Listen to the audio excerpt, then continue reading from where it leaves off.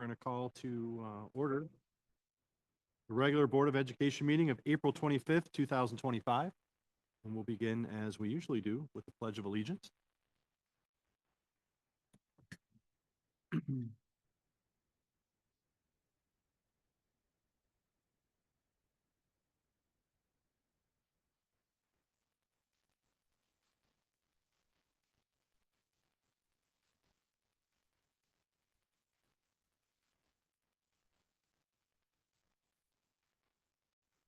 Pledge allegiance to the flag of the United States of America.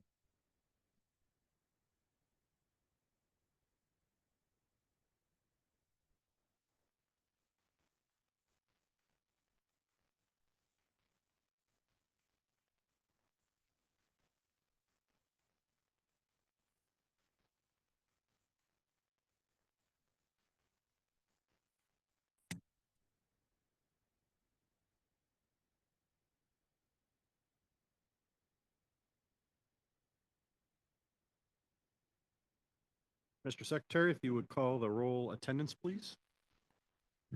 Thank you, Mr. Green. Mr. Green, Here. Miss Knox, Here. Richards is here, Mr. Vinatieri, Here. Miss Berkmeyer, Here. Mr. Powers, Here. Mr. Sunnyberger. All right, we have a quorum. Before I ask for an approval of the agenda, I want to make sure we've got a few people in the audience tonight. If you see Tim over there up at my technology desk, he's got some bluish greenish sheets. If you intended to speak tonight, you'll need to fill out one of those. Otherwise, you won't be recognized by the chair and you won't be able to speak during the meeting.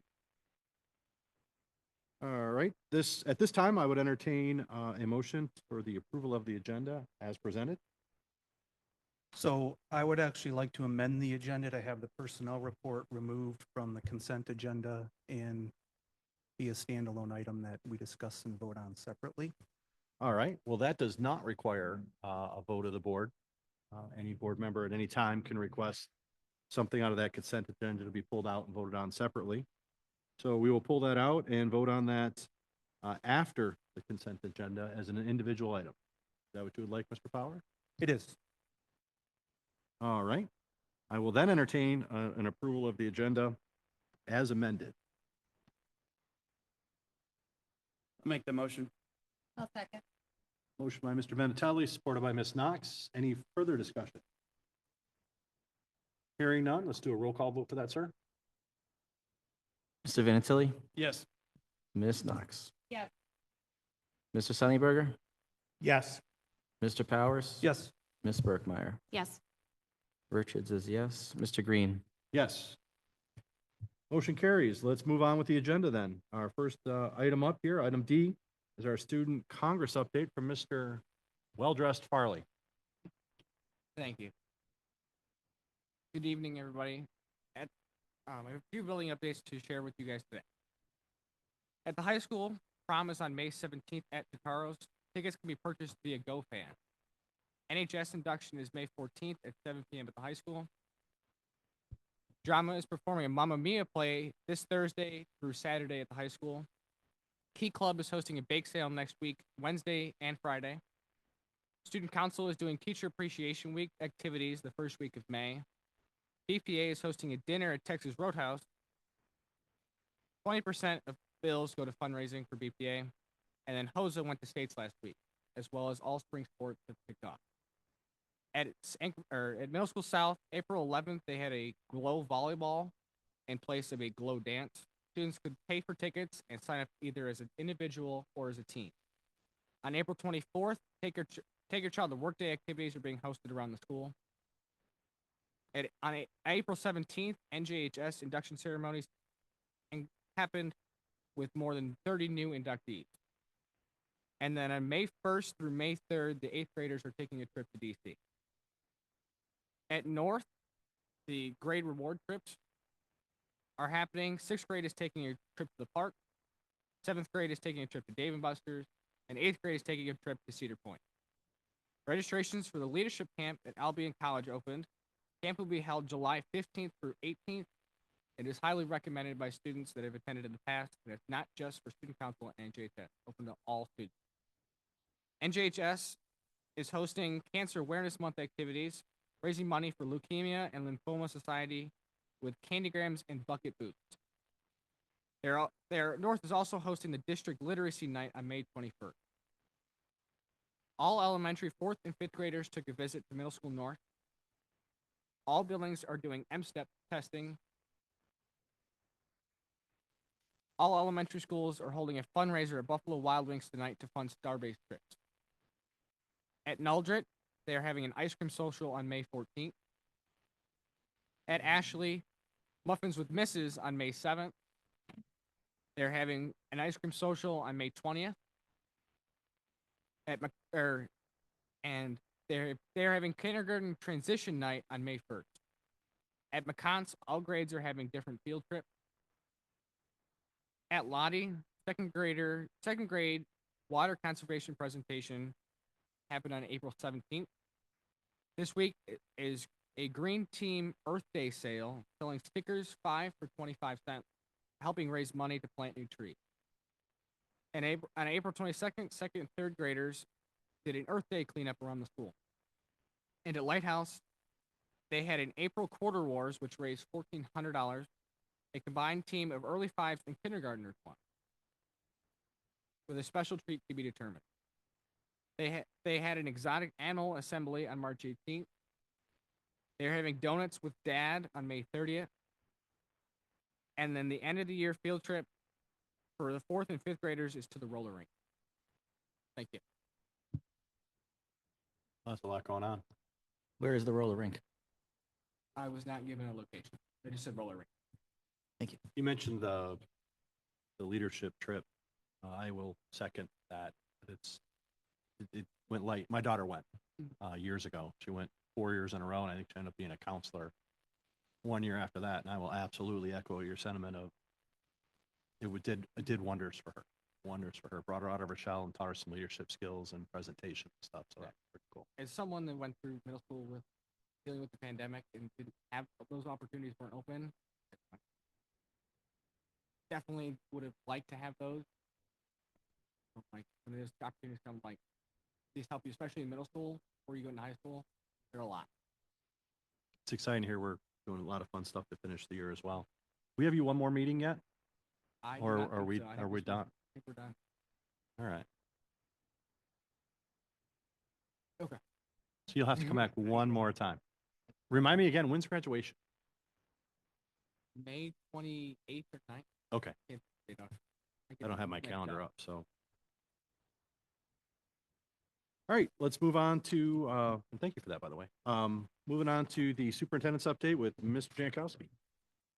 Okay, Tim is pulling up the presentation. Going to quickly run you through the bond updates. So Tim, if you can move to the next slide, I should say.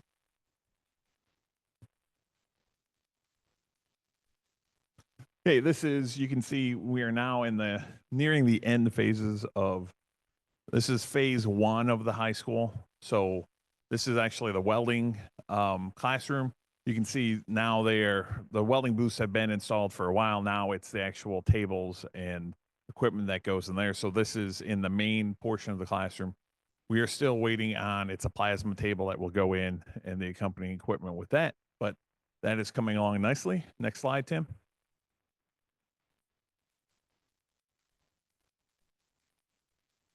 This is the auto shop. So all of the lifts have been installed. Now they are also installing the rest of the equipment, and you can see the workbenches for the students are going in as well. So again, that's on track. We're actually all of these areas from phase 1 we're going to be opened in August, but we believe that we are ahead enough that we might have them like earlier in the summer in order to be able to make the transition sooner. Next slide, Tim. And this is just the kitchen area. They are now waiting on final approval to start everything up, test it, and then have that inspected. Next slide. This is the student success area in what was the counseling office. Now the counselors have been moved to the different wings.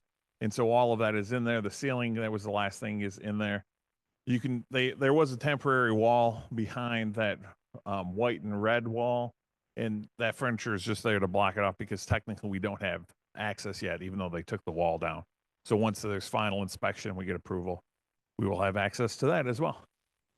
Next slide.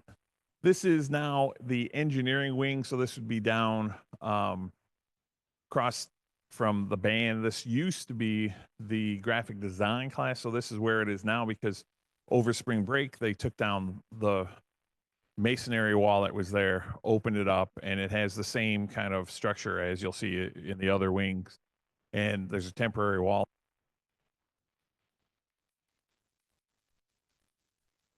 Next slide is on the inside, looking out, so you can see that's a temporary wall. Again, this is a much larger area because of the classroom structure that was there, but that is coming along as well. It still needs the ceiling tiles, but it is, again, well on its way to being complete, and we hope to access it earlier in the summer rather than later. Next slide. This is the athletic office areas. And so this was, at one time, it was a small kind of classroom that was used, and they'd use it kind of for film, and it was kind of separated away from the weight rooms and the wrestling room and everything. So what we did was kind of adjust that. So now the athletic area is closer to the entrance and exit because they do have quite a few people that come in. That is, again, moving on schedule. This is part of actually the phase 3 projects, but they've been, again, ahead of schedule on these. Next slide. And this is the other part of phase 3. This is the weight room.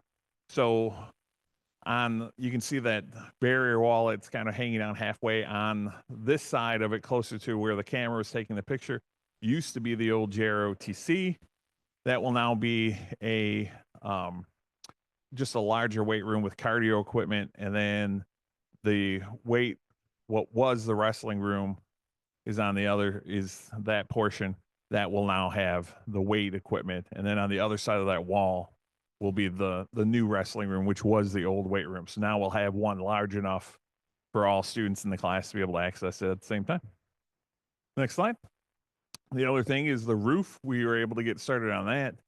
Mainly, they began over the parts that are under construction, which is the athletic wing, over the wrestling room, over the weight room.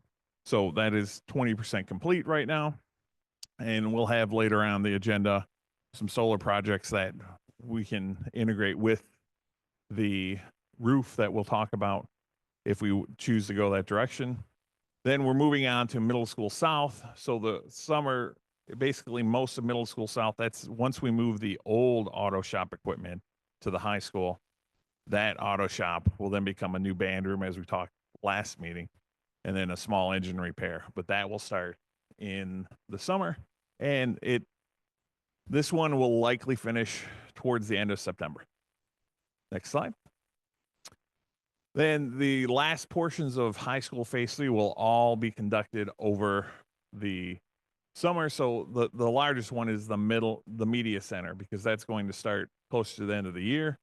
And then they will begin doing demolition. The goal is to have demolition done before school so they can start putting it together, because summer it's a compressed timeline, and all of the other construction projects from all other districts are going on. So the goal is to get out ahead of all of those so we can make sure everything's set on time.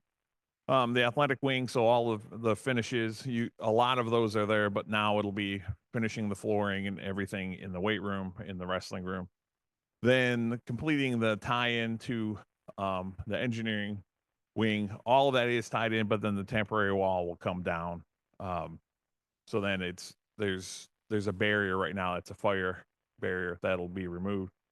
Student success will be finished, and then the furniture will come in, and then we'll complete the rest of the high school bathrooms that are in progress. So right now, 2 sets have been completed, 2 more are remaining. Next slide. Then Lighthouse. So we've already started some of the demolition in the oldest wing of the building, and that's been ceiling, plumbing, fixtures, flooring, temporary lighting's in. We're installing again a new fire alarm system there, so all of the wire is in progress being run. Site work is underway. You might have seen there'll be a picture here too of what'll be the playground ultimately for ECSC. And then we'll have additional abatement of asbestos that'll go on. That'll start right after school lets out. And part of it is in the one wing, we have to kind of do what we did with McDonald because there's some roof drain issues where we see some flooding. So they'll have to break up the floor and then manually kind of reconnect that. But this is one of the classrooms. This will actually end up being divided into offices for auxiliary staff for the area. But you can see it's kind of everything kind of cleared out of it. And now they'll begin the reconstruction process. Next slide. This is the playground area that I spoke of. So ultimately, in 2 more years, Lighthouse will be the early childhood center, and this will be a designated playground that'll be age appropriate for our ECSC students. Middle School North work continues. Interior masonry work that you'll see. Concrete work is all set. New walls are up. And then we're matching the terrazzo and everything. So next slide. You can see the work on the playground now has begun. We presented that, I believe it was 6 or 7 meetings ago. And we have things going there that we did a survey of the elementary students, what they wanted to see. So all of that will be going in a walking path. There's a field for them to play in, Gaga ball pit, basketball court, swings, and so on. Next slide. And again, this is just the same thing. You're just seeing they're beginning. This will be part of the actual walkway that you're seeing. Next slide. This is the interior. So basically what we did is we took the smaller classrooms that most of the classrooms in this area were about 650, 670 square feet, which for middle school students is not very large.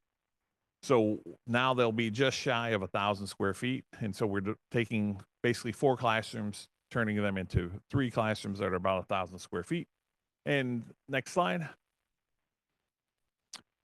And again, this is just placement. Now we have to move like heaters and things like that. So that's what they're working on there. Next slide.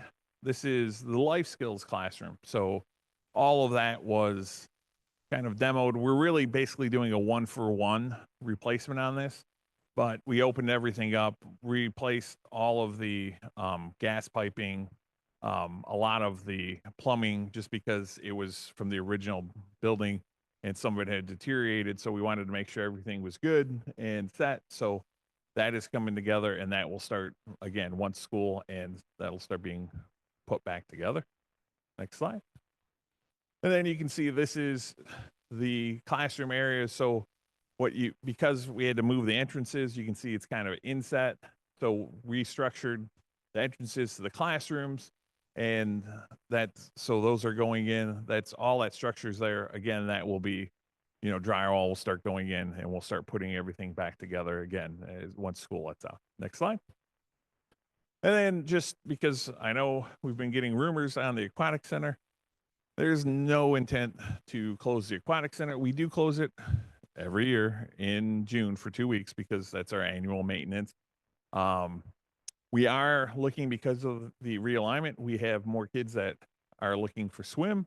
So as we add those swim classes, basically we're going to schedule those starting at the end of the day, working back towards the earlier hours. So it may intrude on some of the public available swim times. So the pool will always be open to the public before school, 6 to 8, but based off of staffing and based off of like the available hours, that typically it's open 6 to 10, 6 to 11, depending on the day. That might eat into that, but there will always be publicly available times. Question? Okay, thank you. We have to have a lifeguard on anytime we have the public in there, correct? Yes. And same thing, we're looking for our current swim teacher is retiring, so we are looking for a new swim teacher. All right, very good. And New Baltimore's still running programs out of the. Yes, they are. Are they still running programs, Mr. Jankowski, out of our gyms? I know they leased some space from us in the aquatic center, and I think part of that lease deal was the ability to use some of our gyms. Yeah, they still rent our other gyms, and Corey can probably give you more details on it if you have any direct questions. Yes, they're still Okay. using them. All right, any other questions? Hearing none. I will move on to uh, item F, hearing of the public. Those who wish to address the board on the agenda items may complete a brief request stating their name, address, and the subject of their comments. Remarks about specific employees should be directed to them personally and not included in a public forum. Administration will follow up with concerns within 48 hours of the board meeting. Per board policy, please keep your comments to 3 minutes. Additionally, you will not be able to yield your time to another person to speak at the podium. So you'll have your 3 minutes and then they'll have theirs, and you can't give them your 3 so that they would have 6. With that said, we've got quite a few people to speak tonight, so we do have a timer running on the 3 minutes. When you do hear the timer, please try to wrap up your thoughts, because I don't want to cut you off in the middle of a sentence. But in the past, we've had folks that the timer goes off after 3 minutes. They hear the timer, they hesitate, and then they speak for another 8 or 10, and we won't be allowing that tonight. We'll be here all night. All right, with that said, I organized them based on what I thought the topic was, as indicated on the form. So why don't we start with Ms. Petron first?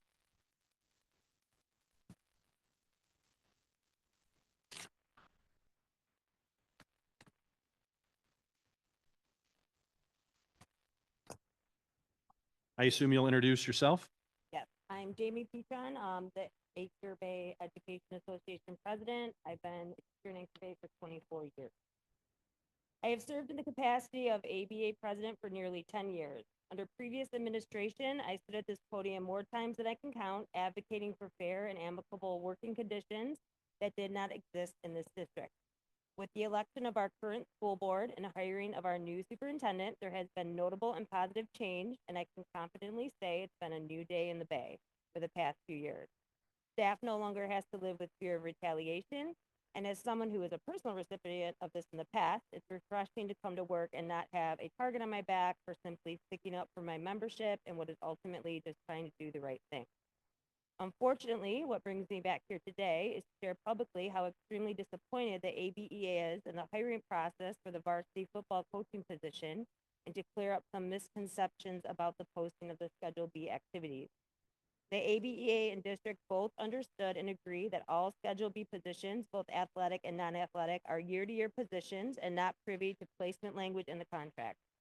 With the realignment of the middle schools, both parties agreed to post all Schedule B jobs in order to make it fair across the district.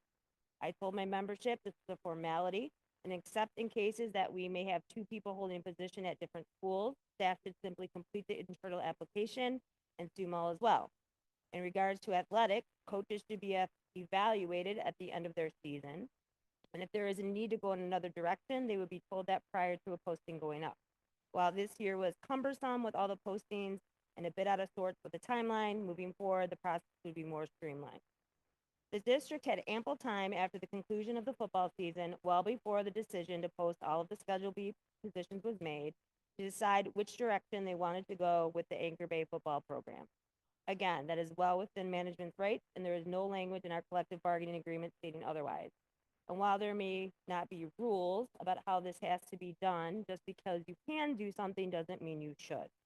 Furthermore, it was horrible for administration to simply communicate via email about their decision without the courtesy of a face-to-face conversation after putting someone through the interview process for a job he was never told that he did anything wrong at and assumed he's still held. Regardless of your feelings about an individual, common decency and professionalism should still apply in any situation. An email at 5 o'clock on a Friday with no phone call, no meeting, that's just not okay. In conclusion, it was wrong to step aside accountability, blame decisions on others, and treat someone in such an arbitrary and capricious manner. We've been there in the past, and we are better than that. The ABA fought way too hard to be treated with respect as professionals, and as president, I refuse to go back to that culture. Like the old saying goes, treat people like you would like to be treated. Thank you. Thank you, Ms. Petron. Next, we will move on to Cynthia Williams Sandoval. Hopefully I said that right.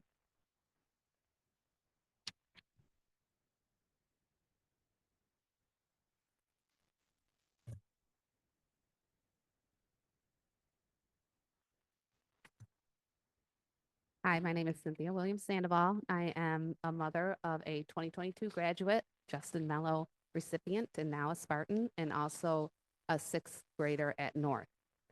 I'd like to take a moment to highlight the importance of reconsidering your implementation of a full ban on cell phone use at Anchor-based schools, especially during non-instructional times like lunch.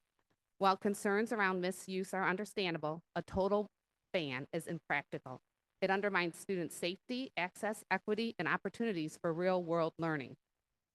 No longer do we use paper maps since GPS. Handwritten planners have become digital calendars. Polaroids have become smartphone cameras, and we no longer ride horses to work because the automobile revolutionized transportation. Cell phones have become an essential part of how we live, communicate, learn, and now here comes the AI. They have transformed how we function in modern world. We allow 14-year-olds to begin driving because we recognize the value in teaching responsibility early. Instead of banning cell phones completely, let's teach the students how to use them wisely for communication, creativity, organization, and real learning. Because when they leave us for college, careers, and adulthood, their phones will still be with them and likely remain with them for the rest of their lives. A full ban does not solve any problems. It just delays opportunities to teach students how to use this powerful tool responsibly. Phones are not just for texting, they're tools for organization, for research, time management, creativity, and learning. Students use them to connect with families during lunch. They are a de-escalation tool for emotionally difficult moments in school, and they can contribute to teacher-led classroom activities. These are not disruptions. These are opportunities for growth and support. Furthermore, school is not a prison. While we absolutely need clear expectations and structure, students are still individuals with rights, emotions, and lives outside of our walls. Taking away cell phones access during one of the few unstructured times of the day sends a message of mistrust. We should be modeling balance, not control. Trusting students fosters strong relationships, better behavior, and a healthier school climate. I also need to acknowledge the issues of equity. A blanketed ban may unintentionally create disproportionate consequences and harm for marginalized students who are more likely to be disciplined over subjective phone-related infractions. Students with disability or mental health needs often rely on phone for accessibility tools like timers, calming apps, and more, and family communication needs, particularly for multilingual households, immigrant families, and single parents who rely on midday check-ins for reassurance and connection. We must also reflect on one other optic. All day, staff and teachers are allowed to have phones on hand and use them as needed. If we don't offer students a chance to develop those same skills with guidance and trust, we're missing an opportunity and sending missed messages. When our students graduate, leave for college, careers, and adult life, their phones will be with them, and they won't be riding horses to work. Our job isn't to shield them from technology, it's to prepare them to thrive with it, to use it. Let's make sure they're not just carrying phones, but using them with intention, responsibility, and confidence. And now, at home, in school, and in their very bright futures. And one last comment. Today, President Trump signed an executive order incorporating AI into all classrooms to ensure we properly train the workforce of the future. How does Anchor-based schools plan to accommodate AI instruction and learning without being one-to-one and with your cell phone ban? Thank you.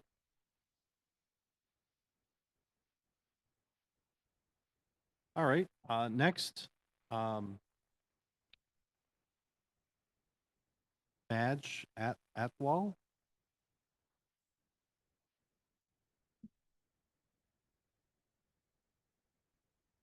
I meant to say Madge.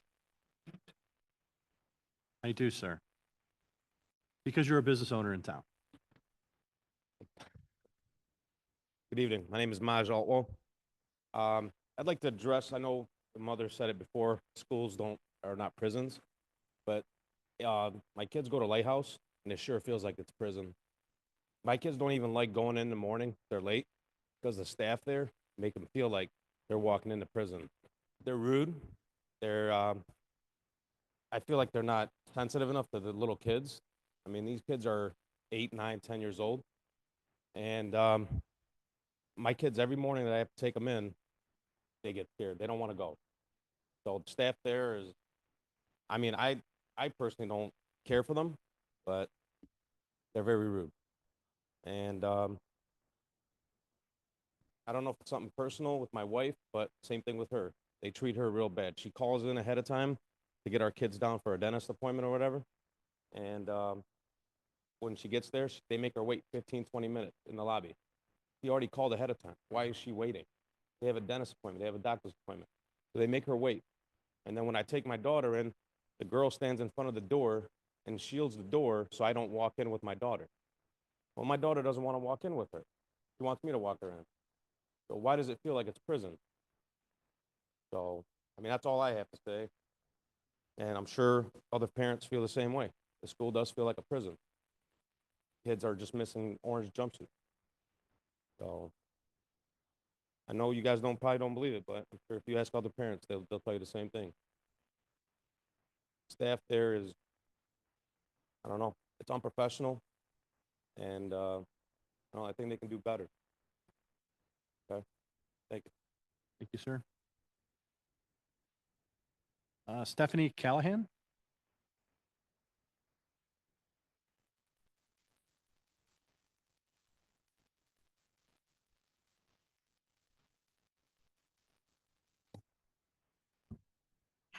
Good evening.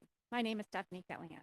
I'm an Anchor Bay alumni, a child that has recently graduated in the district, and I have 3 currently in the district, ranging from 5th grade through 10th grade.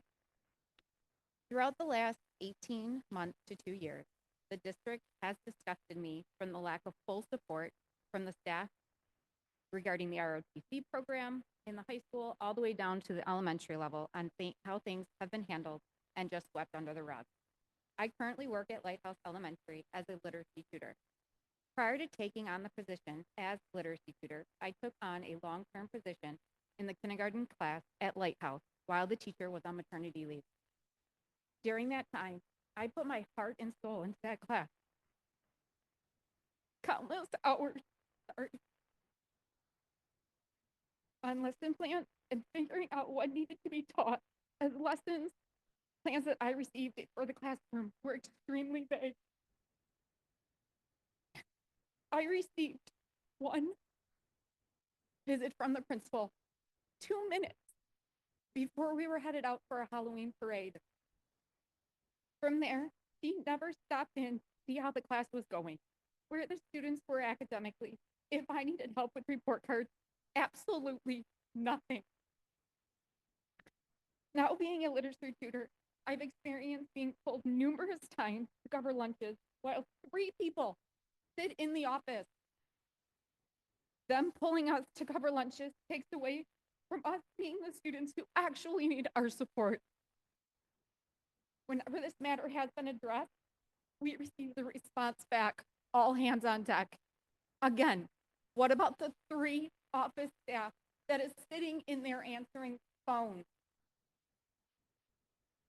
Lighthouse, I have been around Lighthouse for quite some years. When the previous principal was there, people did not like the change, but no one liked the change. But that previous principal, she put in her time. She led that building like a true leader and made Lighthouse a school that people wanted to come to. She cared about each and every employee, student, and staff member. The problem Lighthouse has experienced this year is a lack of leadership. Leadership is a skill one is born with. One can be made stronger as a leader, but one cannot be taught to be a leader. The district has showed me recently how little they care about the students and the staff that make this district a district that families want to be a part of. I am not normally a person to get up and speak in front of a group of people. However, I feel strongly about the situation at Lighthouse, and I can't sit back and watch what used to be such a sought-after school be torn apart so quickly. Thank you.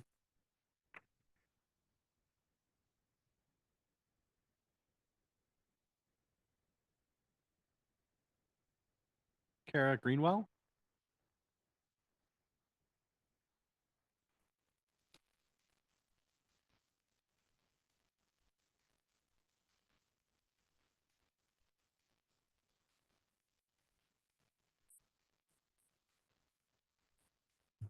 Hi. So you'll notice that it says that my location is St. Clair Shores. I travel to the Anchor Bay School District because I'm co-parenting with someone in the district, and we found that this was a better spot for our son. My son James is in kindergarten at Lighthouse Elementary. This is our second year in the district. We were in Young Fives last year with Mrs. Lee and Mrs. Kaiser. Last year was such a great experience at Lighthouse. I felt like my son was a shining star. Academically, he was excelling. I knew I made the right choice with the PTG and all of the moms who work there. The staff is incredible. People are greeting you. I have relations with people, and that's important to me as a mom, especially single parent, just feeling like you have that community. We have Mrs. Gusky, who was the pregnant teacher during this last school year. And she was great, but she was a young mom who was pregnant. She's 25, I think. So you can just imagine the changes you're going through, also having kindergartners. It's a lot. We were blessed with Miss Stephanie Callahan to come into our classroom. And she really did put her all into it. We knew there were going to be a couple gaps because it's hard to find staffing. She's not a kindergarten teacher, but she really pulled through and did well for our students, and I felt confident. When Mrs. Gusky returned, all was well, but then she had to make the choice for her family to take a step back. These things happen, deaths happen, families, emergencies happen.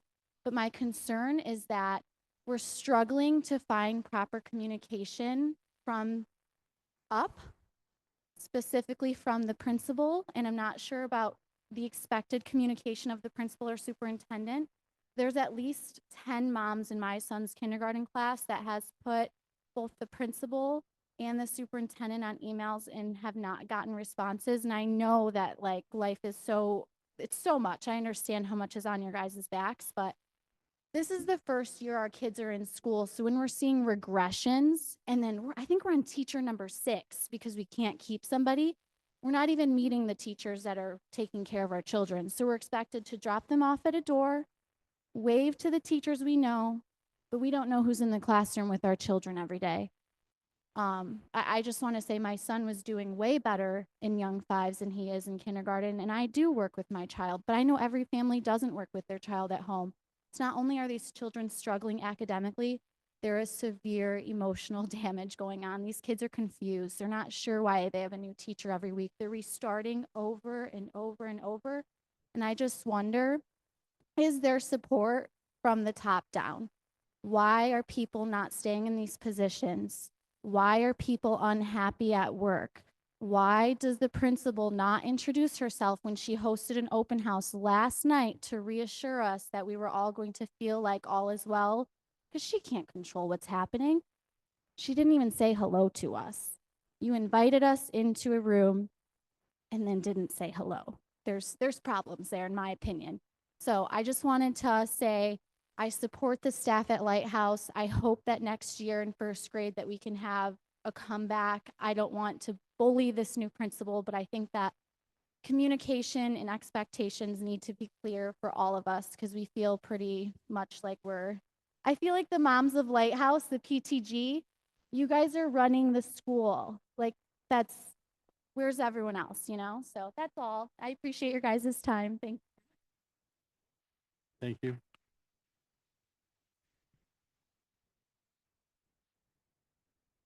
Tammy Matheny?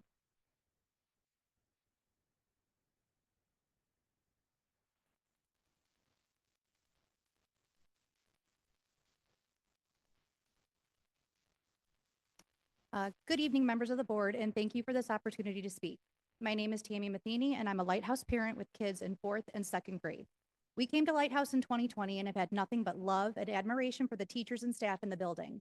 However, this school year has been a very different experience. If you look at social media for Lighthouse Elementary, there are multiple parents who have posted regarding excessive bullying in kindergarten that has gone ignored, and the principal not being aware when substitutes are in the building. In addition to this, the front office used to be warm and welcoming. Any parent will tell you now, currently, it is the exact opposite. Again, reference social media where parents report submitting volunteer forms only to be told nothing is on file when they check back. And an incident where office staff refused to call EMS for a student experiencing unexplained cardiac symptoms. With this said, several staff members have left Lighthouse altogether. How many more will follow as a result of the current leadership and management? As a parent, I'm frustrated, angry, because concerns as far back as October have fallen on deaf ears. Now here we are approaching the end of the school year, and several families have verbalized consideration to not only pull their child from Lighthouse, but to pull them from the Anchor Bay School District. The teachers deserve better. The building staff deserves better, and our children deserve better. Thank you.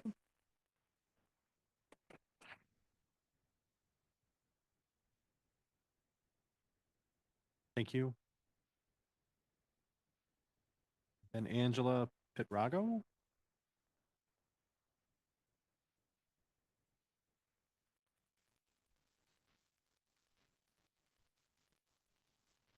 Hello, my name is Angela. My son is a kindergarten student at Lighthouse Elementary, Miss Gusky's class.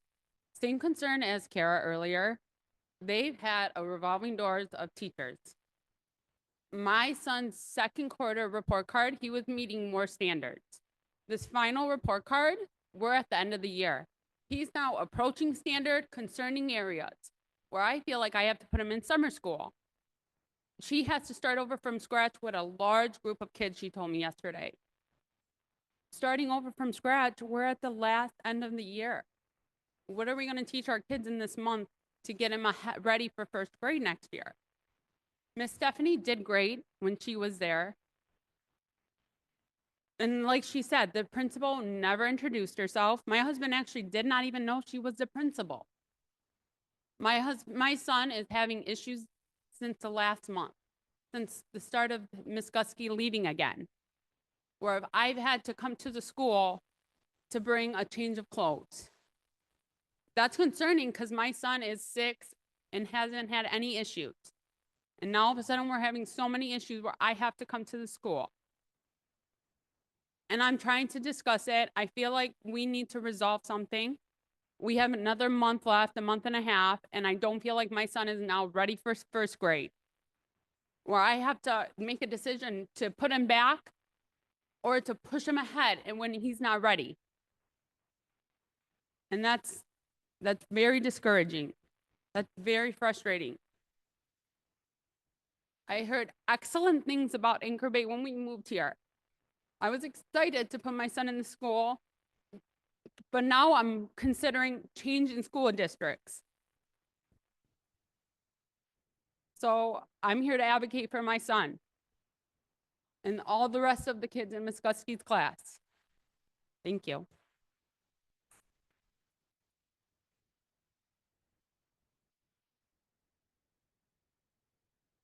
So I'll just mention that we may look distracted up here. It's because we're taking notes. I want to be able to recap with the superintendent, the conversations and the people that are coming forward. That's important to us as a board. Obviously, we don't want parents in the district. We can't make everybody happy, but it sounds like it sounds like we're struggling a little bit in that particular building. So I can't say a whole lot about personnel and what we're doing and anything that may be taking place. But what I can assure you is that the board is taking notes and there will be follow-up with the superintendent, who we expect to follow up with you in the next 48 hours.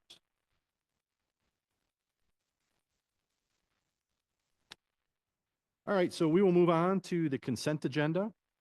The consent agenda has the couple of items in it: the approval of the meeting minutes from March 12th, 2025, the regular meeting, and the March 1st, 2025 workshop, the financial report, and the bills payable for February, March of 2025. So I will entertain a motion to approve that portion of the consent agenda. I'll make the motion. I'll second. Motion by Ms. Knox, supported by Mr. Vinatelli. Comments, questions, or concern? All right, hearing none, could you call the roll for us, sir? Ms. Knox, Yes. Mr. Vinatelli, Yes. Mr. Sunnyberger, Yes. Mr. Powers. Yes. Ms. Berkmeyer. Richards is yes. Mr. Green, Yes.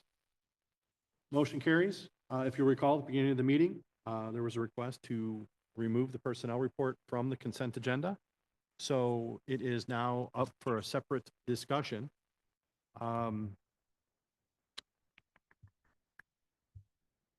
Why don't I entertain a motion to approve the personnel report as presented?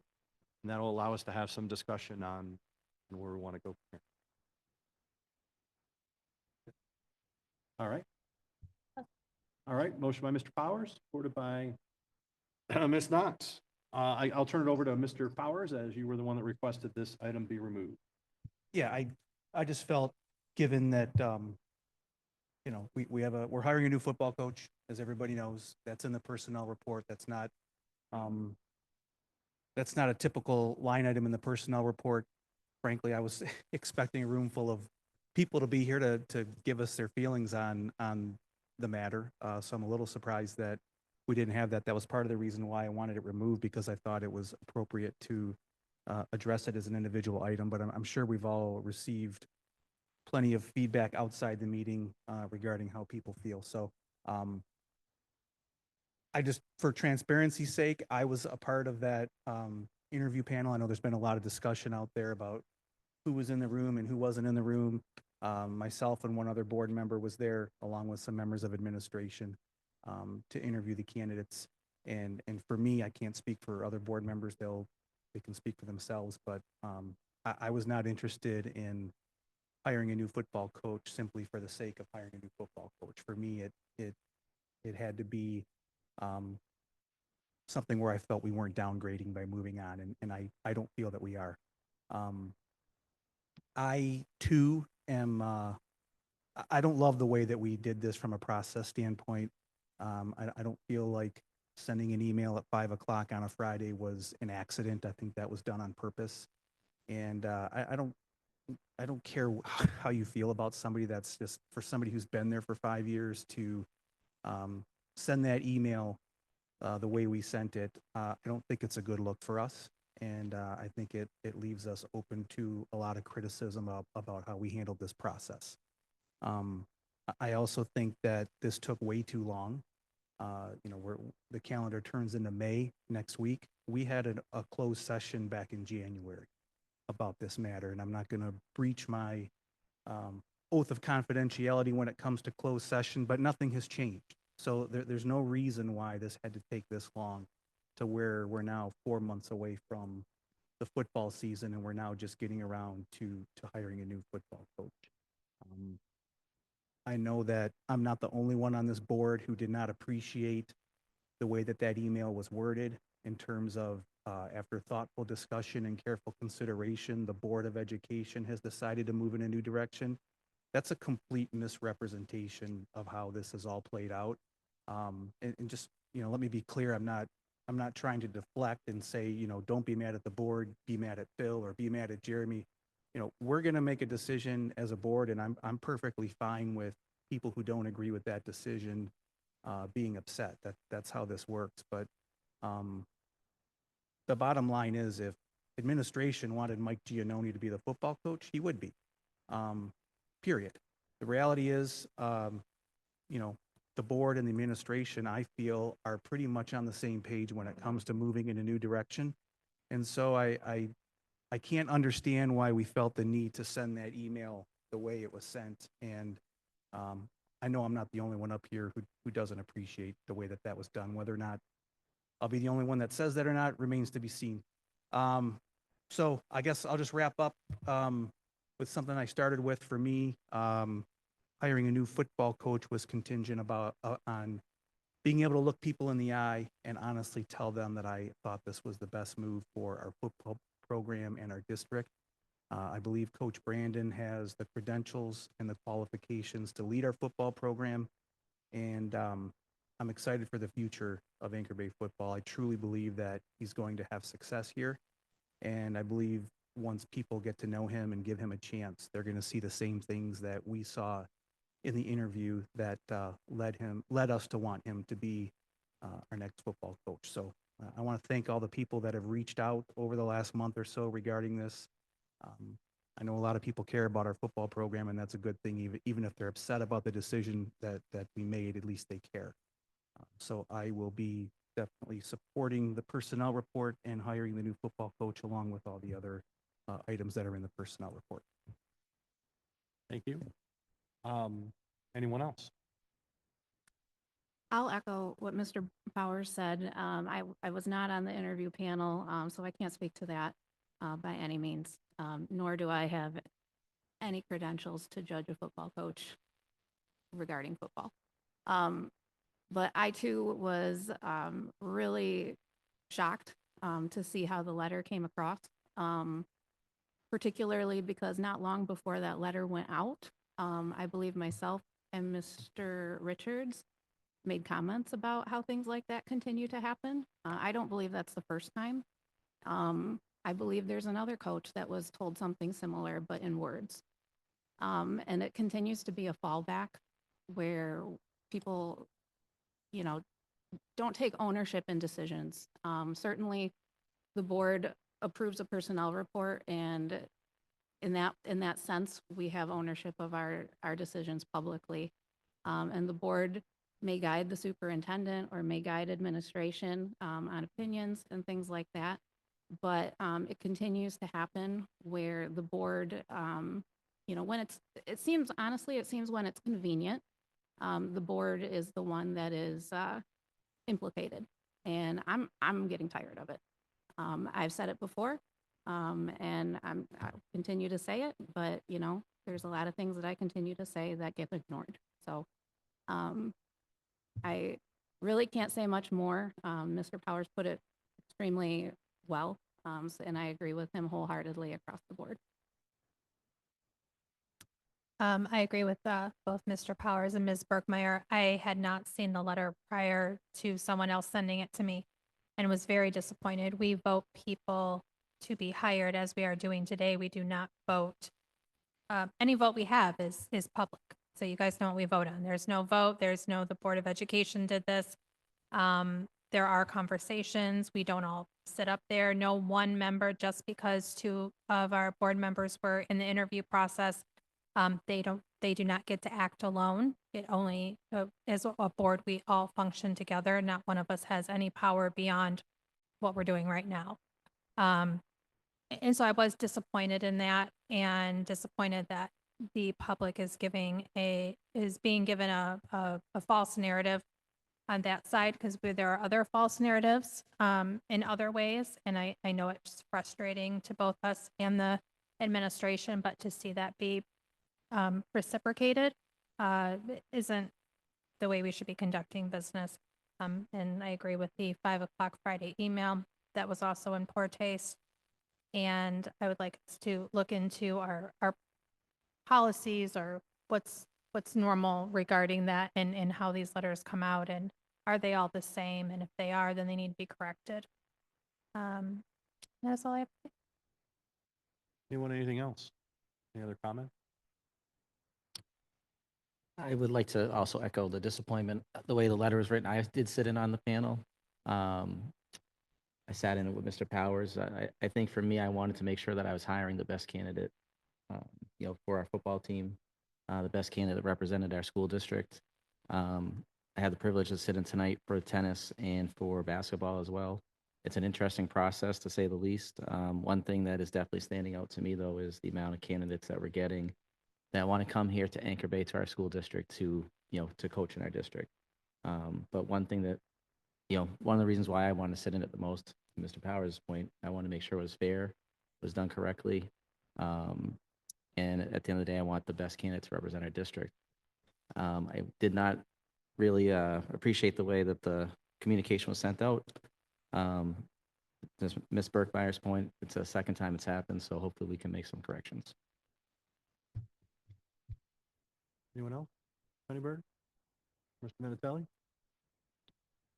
The only thing I'll say about this, I tend to agree with the consensus on the board. I think this was a necessary change, but the execution was, could have been done a little bit better. But I think that the board as a whole, I think we should take a little accountability for this and the way it was done as well. If this is a known problem that we've had an issue with in the past, why don't we take this to the policy committee and come up with a way that we typically dismiss coaches who have been coaches in the past and we're moving in a different direction with in the future. And so that would then give direct guidance to the administration as exactly what our ideals are for how this process is engaged. That's the only thing I'd like to add. Mr. Sunderberger, anything? All right, I won't beat the dead horse, but I agree with all of my colleagues' points. I was disappointed in how the letter was handled, how it was worded. It was a district decision because that panel, albeit had two board members on it, Ms. Knox already referenced, so, you know, and they've both said who they were. Those two people on that panel didn't carry any more weight than the other people representing the district. So it was a district decision. As Mr. Powers mentioned, it's very likely that our personnel report's going to be passed tonight.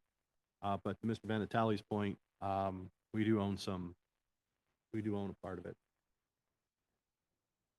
All right, if there are no other questions, anybody else any follow-up before we move on this motion? So, Mr. Richards, who made my motion and who is my supporter?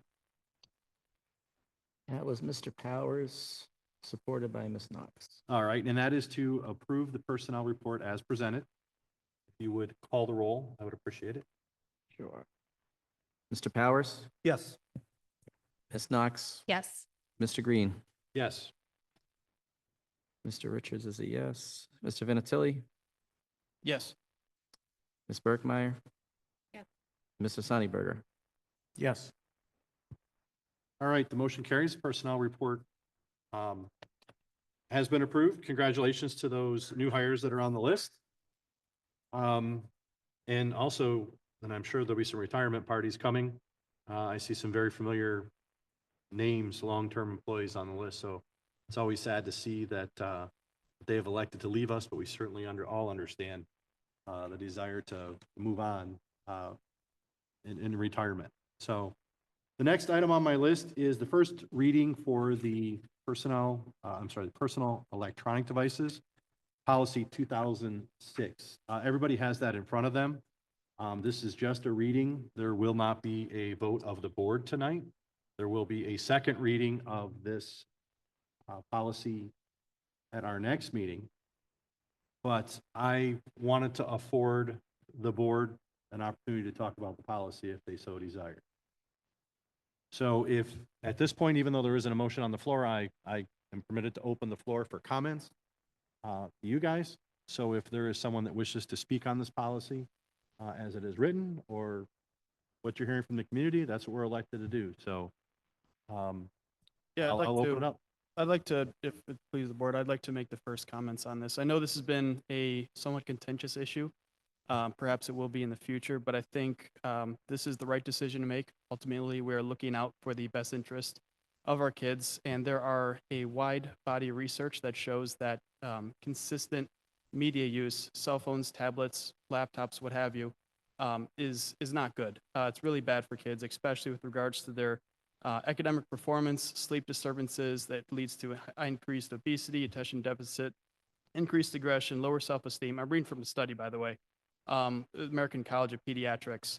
It leads to depression, increased rates of high-risk behaviors. Basically, kids are on social media, all of them, LinkedIn, not LinkedIn, I'm sorry, whatever, Instagram, Facebook, Twitter, whatever it is. And they're trying to gauge likes as a means of self-affirmation. And so if you're trying to do that to, get as many likes as possible, you're going to do attention-seeking behavior type activities. And when your self-esteem is based off how other people perceive you, it's not so much as what you can achieve as an individual, it's what other people think of you as an individual, as the person. So they then kind of define you, which leads to all these different aspects that are negative for the natural, normal development of an adolescent. So I think taking this out of the schools is a great first step. I grew up in the 90s. We didn't have cell phones. We were just managed to get by, and we have accommodations for students who may need cell phones in the future as one of those necessary precautions if they have any sort of mental health issues, if they have medical emergencies, and they need to communicate with their parent immediately. We can make accommodations for that if there's no other alternative in place. And so because of those reasons, because of the data behind this, because of the trends of mental illness that have been continuing to incline over the past couple of years, I'm in full support of a cell phone ban while kids are in school. All right, anyone else? I'll echo Mr. Vendatelli. I mean, I agree with everything he says, but, you know, to take it a little bit further, we have had issues with cell phones in this district. And, you know, we have our own case study. Actually, we have Middle School South where cell phones are basically not allowed, almost like this ban already is doing. And we have Middle School North where students are allowed to have them at lunchtime. You know, and with that comes students trying to bring them into class at times, and sometimes they do come into class for situations the teacher allows, things like that. What I can tell people is that we've had a couple of Title IX issues, and if you're not familiar, that what that is it's generally a issue regarding a protected class of somebody who's been discriminated against because of gender or because of their protected class status, but which also does involve sexually. So I can't get into the details of those things that we've had to deal with as a board because of confidentiality and FERPA, but I think you would feel differently if you had to sit through what us board members have had to sit through, and imagine your own child being on one or the other end of those things. And it's truly, for me, you know, I have students, both of my children are currently at Middle School North. Next year, both of them go to Middle School South. You know, those situations are terrifying, and not because I don't have a plethora of rules for technology for my own kids. I don't let my kids take theirs to school, their phones, unless there's a classroom reason for it on occasion. But when you stop and think, you know, how many times we're protecting these kids from themselves, especially at those younger ages as well. It's unfortunate because when you sit and you listen to the situations and you realize that these kids are making instant decisions that are impacting themselves for, gosh, the rest of a school year potentially, or even longer if they end up expelled. I don't think that they meant that. I don't think that they all meant to do these things or that they saw that long-term effect. I mean, these middle schoolers are what, 12, 13? They're not seeing that in the moment. And it's heartbreaking. It's heartbreaking on both ends. But on the flip side, how do you look at the parent of a student who, you know, was on the receiving end of a situation and say, well, they didn't really mean it? You can't, you know? And so we're protecting the victims, but we're protecting the kids from themselves at an age where they're unaware. And so that's one large part of it. Now, obviously, at high school level, some of those things start to change, but the high school has its own issues. I mean, we've had an uptick. We've had fights at the high school. We have people planning to fight one another at our high school. They set times on their phones. I mean, it's getting out of hand. And how do you, when it's a planned 30-second fight, I mean, our staff can't even respond fast enough to stop it before it's done. I mean, we can't even get a handle on these things. The interruptions to the day. So until you sometimes see like the full side of things, maybe it's harder to understand the ban, and I can appreciate that. But also, you know, as a parent, I also think, and as someone who talks, being on the board and as a parent talking to the staff a lot, my next question is, and while yes, there's absolutely a way and a time to teach your kids to use technology, it's definitely the way of the world. There's AI, there's all the things. How many things are we going to put on the teachers and put on the staff to have to do? When do we draw the line between parenting and education at school? Our staff already has so many standards and things to do and things to worry about. And now they have to be worried about what your child is looking at on their phone when they can't even tell from across the room. I mean, it's just too much. And so that is why I have championed this idea from the get-go. I can't take credit for the idea, but I have wholeheartedly been for it, and I stand with that. I understand that people, you know, have concerns about safety issues and things like that. But again, we had a situation at our high school with a fire drill. And what I heard from staff was the chaos that ensued. I'm sorry, it wasn't even a drill. The fire alarm went off. The chaos that somewhat ensued because kids were deciding to leave school on their own and being on their phones and being disrespectful to staff and not following instructions in what was potentially an emergency. I mean, so the layers just keep going and going, and I could honestly ramble on for a long time about it, but I just wanted to echo, I'm not afraid to share my opinion. I know not everybody is going to agree with it, but those are a few of the reasons that I do fully support it. And as far as going to allowing it at lunch, speaking to that, I would say the reason I would still say no about that is because, again, we're still talking about having the opportunity to take pictures of peers, doctor pictures of peers, share things that are inappropriate, schedule to have a 30-second fight with one another. I mean, we're just giving the opportunity. And what we do know is that we have an increased number of students with anxiety, an increased number of students who can't speak with their peers and have conversations and do things that for generations that went through school without phones, that was just the norm for us. So maybe let's get back to some of that and talk to our friends at lunch and take our faces away from the screens. I do not support making a change to allow phones at lunchtime for those reasons. And so, like I said, I'll continue to support the policy as presented. Thank you, Ms. Berkmeyer. Mr. Richards, as long as I'm looking this way? Yes. Thank you. I'd like to echo that as well. I want, the parents and staff to know that we've been talking about this for probably almost 2 years. I mean, it's not something that we've kind of threw together in a couple months. We talked about it, and there currently is a cell phone ban, within the school district as well. And I think that we're just kind of doing some modifications to it, changing it slightly. Today I even heard on my ride from Grand Rapids, in Lansing, they were talking about the cell phone ban, and emergency responders were talking about how it interrupts the organization and all the training. The first responders are not trained to deal with students that are looking at their phone or calling parents to let them know that there's a fire drill going on and things like that. So it's actually affecting the emergency responders as well when they're trying to evacuate a school or have a fire drill and things like that. To Ms. Berkmeyer's point, there's a lot of things that I agree with her on. I don't think that we should make any changes even at lunch. I think it's a great ban. We've talked about different discipline processes. I think that we put a lot of thought into it. We've talked about it for a long time.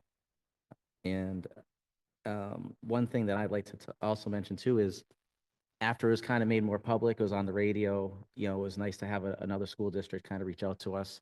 And they kind of wanted to see how we were writing the policy. So, I know a lot of parents have mentioned or students have mentioned, one of my son's friends mentioned he wants to go to L'Anse Creuse now. And I mentioned to him, well, L'Anse Creuse is who called us. So it's, I think that, Mr. Green mentioned before, we used to be a district of followers and followed what other districts did. So it's kind of good, good feeling to see that we have other districts calling us now, kind of, piggybacking our policy.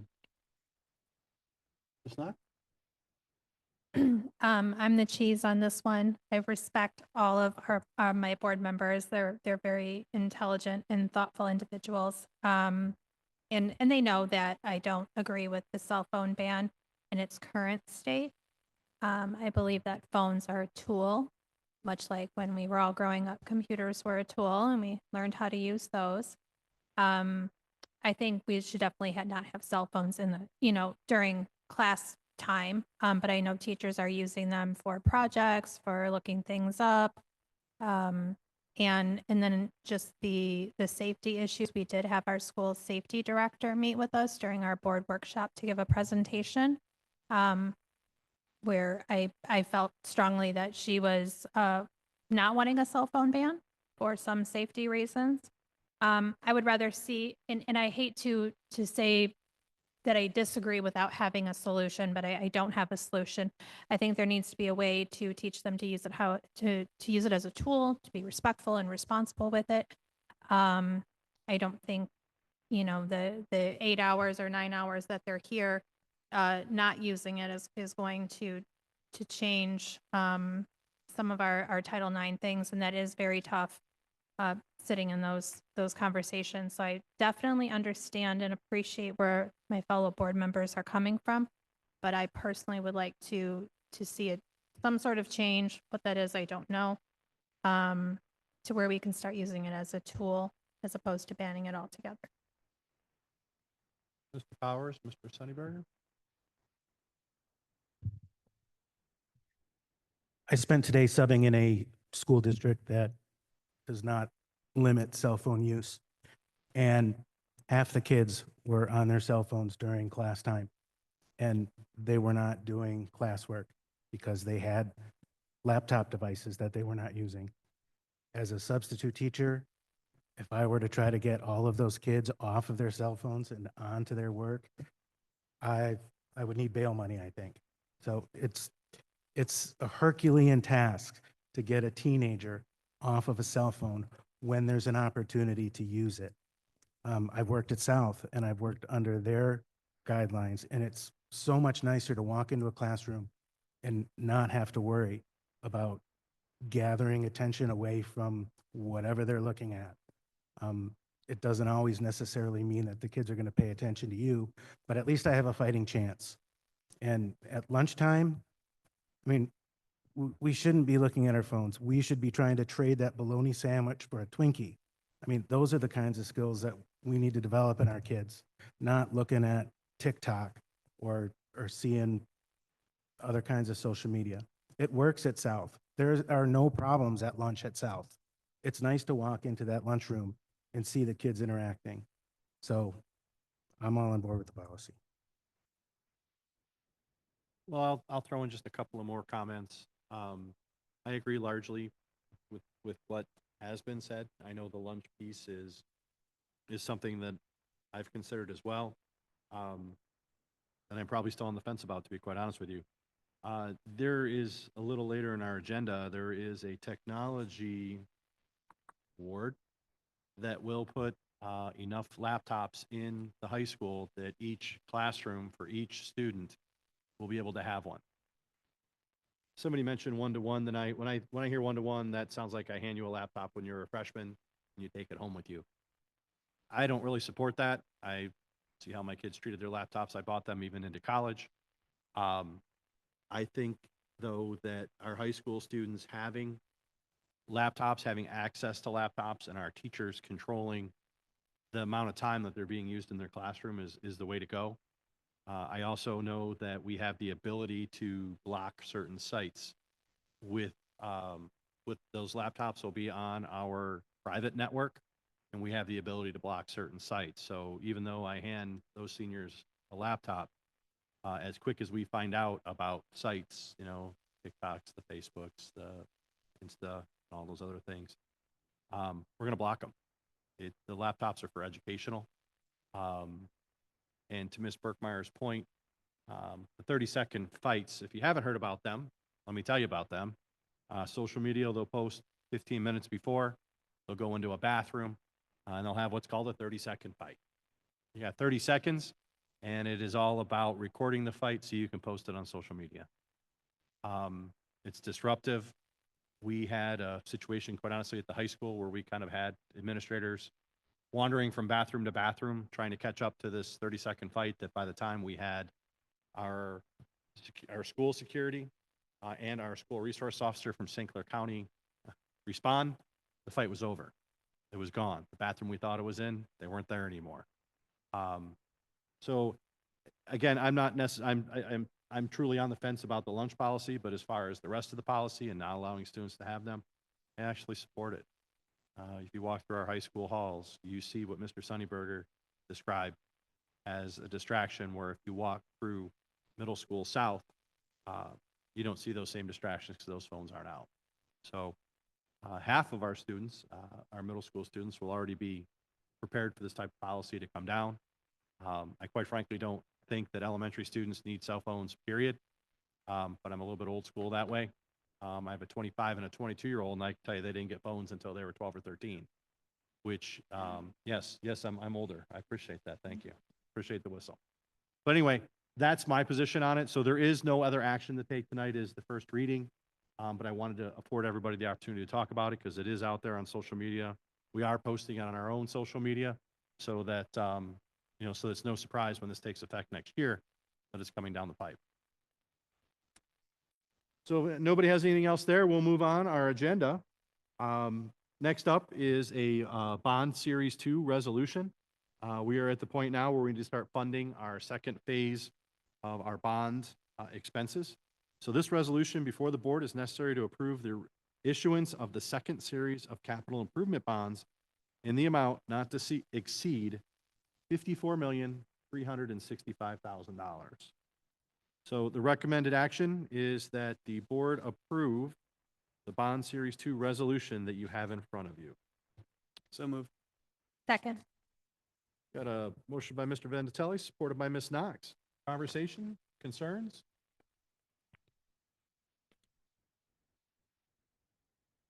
Phil,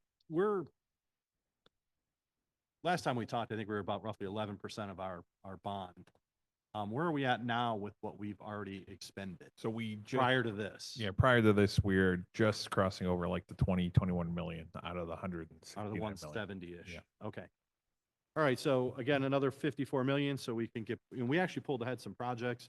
I think the high school roof was one, because we came in ahead of our estimates, and I think the high school roof was like $2 million, that we were able to do in phase one, where we didn't think we'd be able to do it in phase two. So, and I'm saying that because, Corey Wiley is here, Todd Rathbun is here, and Phil are doing a great job in getting these costs, controlling these costs, and to find that we have a $2+ million surplus at the end of, that's 10%, that we were able to save from the 21 million you said we've spent. So, and there's more than the 2 million, I know that, but the roof's an easy target. And we're ahead of target. Anybody other comments, questions, concerns before we move? Mr. Richards? Mr. Vinatieri, Yes. Ms. Knox, Yes. Mr. Green, Yes. Mr. Richards is a yes. Ms. Berkmeyer, Yes. Mr. Powers, Yes. Mr. Sunnyberger, Yes. Motion carries. Carry on. Let's spend some more money and get the district up to speed. Next item up is a resolution to establish a capital improvement fund. The resolution before the board seeks to establish a capital improvement fund utilizing funds that were raised through the levy of a millage approved prior to February 13th, 2024. Passage of the Public Act 10 of 2023, reinstating prevailing wages for state construction projects. The recommended action is that the Board of Education approve the Capital Improvement Fund resolution as presented. Do I have a motion? So moved. Motion by Mr. Powers, supported by Ms. Knox. Comments, questions, or concerns? Question, is the comment on the prevailing wage being a portion of this required by law? This is when they passed when we passed the bond, we passed it before the prevailing wage. And then the state, when they reinstated the prevailing wage, they wrote it in a way that they assumed that they were going to not it wouldn't apply the bonds that were passed before. They used the term millage. Okay. A bond is technically, by the letter of the law, not a millage. And so there's some not confusion. I mean, it's unclear on how that would basically play out. The state had some legislation drafted to fix that, and that was caught up in all the lame duck, so it didn't pass in lame duck. So then they didn't fix that.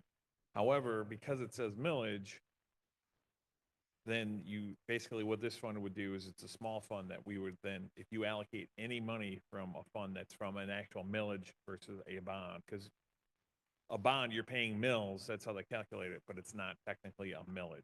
And so then if you just put the letter of the law is if you pay out of a millage, then you're not subject to that. And that's, since we bid the bond, we did everything before that it's part of keeping us under the threshold for the bond.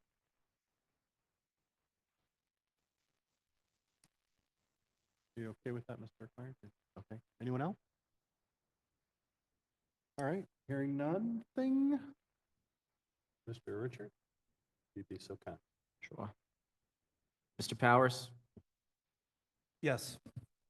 Ms. Knox, Yes. Mr. Sunnyberger, Yes. Ms. Burkmeyer, Yes. Mr. Vinatieri, Yes. Richards, yes, and Mr. Green. Yes, motion carries. Next on the agenda is a sidewalk assessment settlement proposal. On April 4th, 2025, the City of New Baltimore City Council voted to accept an offer made to pay 50% of the bills that were assessed. Should have brought my glasses. That were assessed to the school district for the repair of public sidewalks on the district's property. The district is not technically required to pay the assessment. However, because the district did receive value in having its sidewalks improved and in the interest of fostering a positive relationship with the City of New Baltimore, administration is asking that the board formally approve the offer to pay 50% of the amount billed to the district in the amount of $15,736.15. The recommended action is that the Board of Education approve the sidewalk assessment proposal offer to pay 50% of the amount billed to the district in the amount of $15,736.15. Do I have a motion to that effect?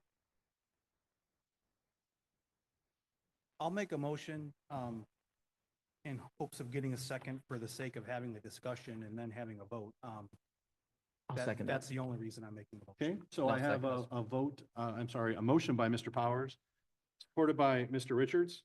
I've asked our Assistant Superintendent of our Finance to give us a short presentation because there's been some information that has been disseminated out through the community that may or may not be accurate. So since Todd was involved from the beginning with this process, I've asked him to give us a short presentation. Thank you, Mr. Green. So if I could have you advance, we started with the timeline, and I apologize if that's a little small there, but you can see back in June, City of New Baltimore moved forward with a resolution to start a 2024 sidewalk project, and that was advertised in the paper.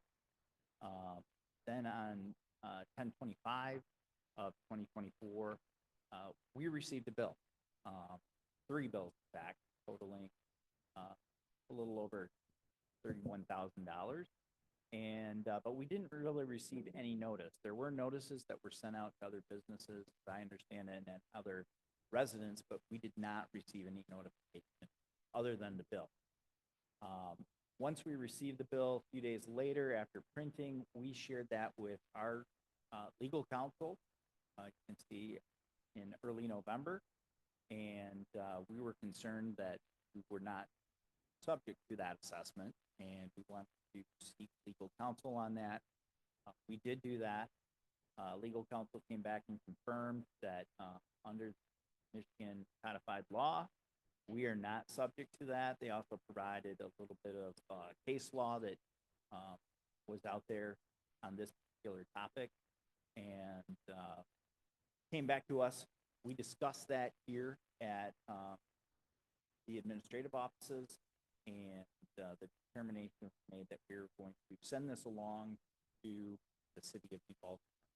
So on November 18th of 2024, the attorney that we worked with at Troon Law crafted an email that expressed his opinion and shared with them the MCL, Michigan Codified Law, that he is specifically addressing, as well as the case law.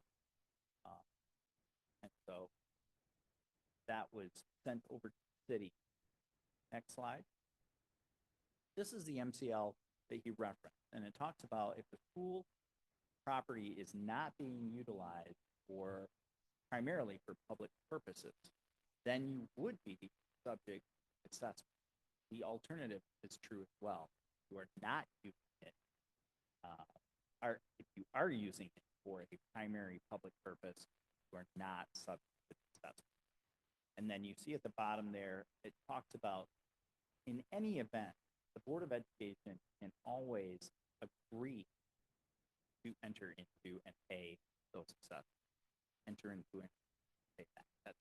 That would be at the, or, you know, at the board's discretion for whether they want to support in that regard. Tim, next slide. So this is Troon's legal opinion. I pulled this right out of the email that was sent to the city. Talks about that we are using the property for a public purpose, and therefore their opinion, Troon's opinion, our legal representation is that the 3 parcels should be exempt from the special assessment. So that was shared with them in that November 18th email.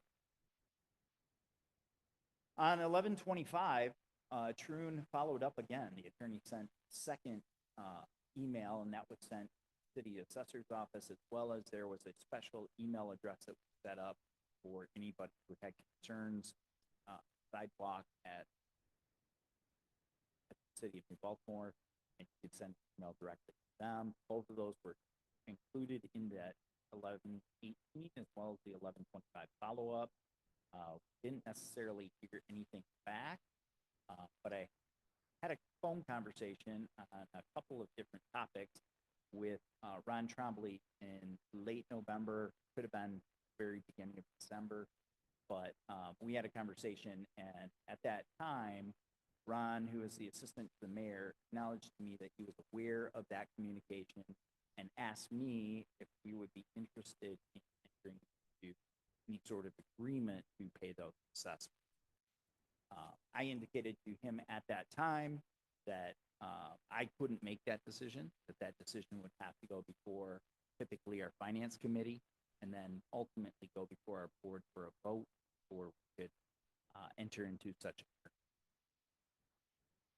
So some time slipped by with the breaks and other things, and so February 12th,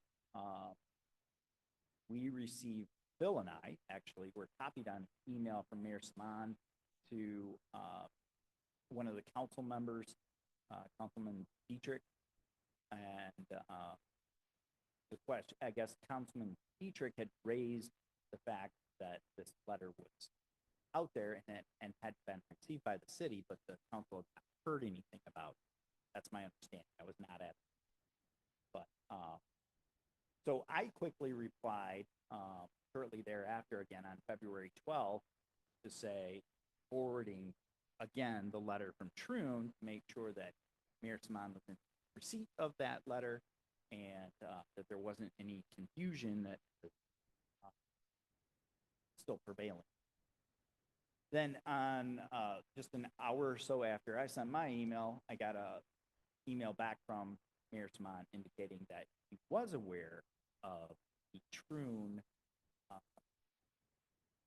email that was sent, and that, you know, that he was aware of that, and he was hoping that we would engage in some conversation. It was just very confusing. So I've actually, if you'll go to the next slide, I've kind of excerpted the email a little bit, and I wish my eyes,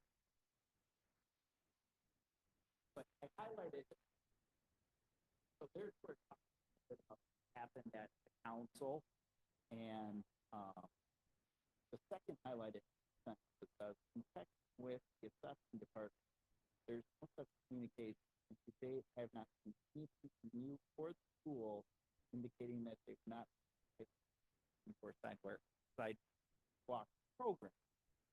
And that was on February 12th. Tim, if I can have you move to the next slide. This is the email that I sent then shortly thereafter, about an hour later, to Mayor Samaan indicating, so on November 18th, we did send correspondence, and then I attached the correspondence below coming from our attorney at the law that went to all of those email addresses, the assessor, sidewalk repair at the New Baltimore, City of New Baltimore. So, Tim, next slide. you know, and this is the reply I got to that email to say, I am aware. So I'm not really sure what's going on here. I think there may be some politics afoot, but I don't know. So I wanted to just share that. So I think there's some back and forth confusion for people that like that. Next slide, please. So this continues the timeline. On February 25th, I sent an invitation to the mayor to attend our March 4th meeting that was scheduled for the Finance Committee. On March 4th, we convened our committee meeting and the city attended. They had 2 councilmen and an administrator. Ron Trombley came, and in that meeting, we were a little confused because we thought maybe the city was coming with some sort of offer to us, and we were told during that they were just there to observe our conversation. So we had conversation about that. We talked a little bit about the amount that we were being charged, the 3 different invoices. We shared that with the committee. We talked with the committee a little bit about, you know, we are getting value clearly for, we do have new sidewalks that have gone in, or new sidewalk pads that have gone in, so that we did get some value from the city for sure for doing that. But, you know, there was some disappointment that we weren't contacted and allowed the opportunity to provide our own contractors to provide that work and do that work. And that there was no communication other than an invoice after the fact. So those were the kind of couple things I'd look back. Also, I took some time to go back about 10, 12 years and see if there were any assessments that we had paid in years past, or if there's any sort of agreement in place with the city to pay these assessments. We were not able to find anything like that. I did talk with Ron a little bit about that to see if they had anything. He indicated he didn't know of anything like that. So, so I reported that back to Phil, told him that, you know, we didn't have anything like that. And then on April 4th, I talked with Ron again and told him that, you know, after talking with Phil and the committee, you know, we thought, because we are getting partial value here for sure, we did get new sidewalks that have been put in place. And, you know, it behooves us to have a good working relationship with the city. The committee and Phil, we talked about maybe doing a 50% offer. So on April 4th, I shared that orally with Ron. He asked me to put that in writing. I sent an email April 8th to Ron, putting the offer in writing. I was very explicit to say that this is a one-time offer. It's not up for negotiation, to take it or leave it type of offer. And then on April 10th, unbeknownst to us, actually, we were made aware of this. I wasn't aware, but on April 10th, it was taken to the city council, presented to them as an offer, and they accepted the offer. So that's kind of the timeline of where we are right now. It's now come back to the Board of Education here for final approval, if they would like to move forward with that. Tim, can you move forward? These are the 3 invoices. This is the first. I'm sorry, Tim, I'm going to ask you to move that video. Go back. Go back. Move the video. Nope. Forward. Sorry. Is there any way I can have you move that video box that is sitting right on top of the? Yeah. Go back. Or 2 slides. So the first slide we have is for, you'll notice that's 51880 Washington. That's in front of Lighthouse. There is no sidewalk right on Washington. It's really the address. Sidewalk actually extends all the way up Willie. That's really where the majority of that sidewalk is. Next slide, please. You can see here with for Ashley, and we kind of worked backward. The previous slide, it was 181 pads. If you work backwards, you can kind of figure it out. You can take square feet about cost, $8.53 per square foot. So you can kind of work backwards and figure out, you know, how many pads or approximately how many pads were put in. So you've got about 45 pads there. There were about 180 pads that we paid for. So we're up, you know, over 225. Next slide, please. And then another 4 pads that we had here. This would bank closer up by the middle school north. So we had about 200 and roughly 230 pads that we paid for. And give or take, there could be a little bit of fudge in there because I'm not sure exactly how many of the pads were 4x4 or 6x6. I don't know. Next slide, please. So we just did a little bit of work today to go out and kind of take some pictures.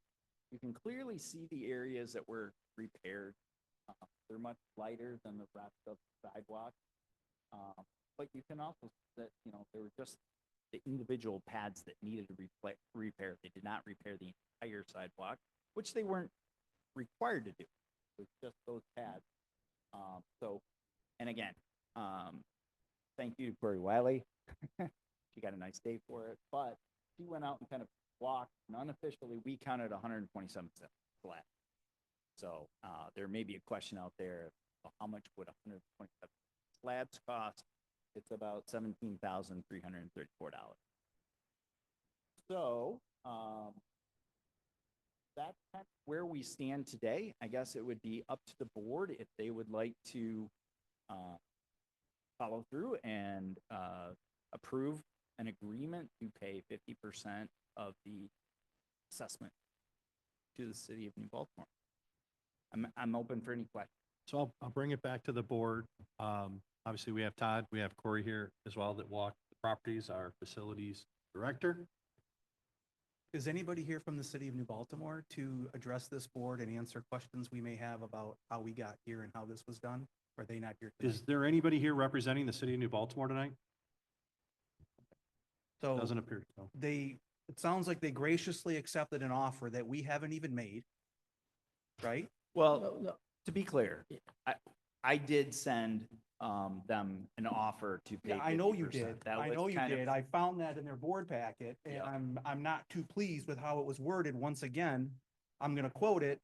I have been authorized by the board to make a one-time, non-negotiable offer to pay 50% of the total amount assessed. When did this board authorize anybody from this administration to do such a thing? When did that happen? What meeting did this happen at? Did any of you vote on that? Because No, I sure did.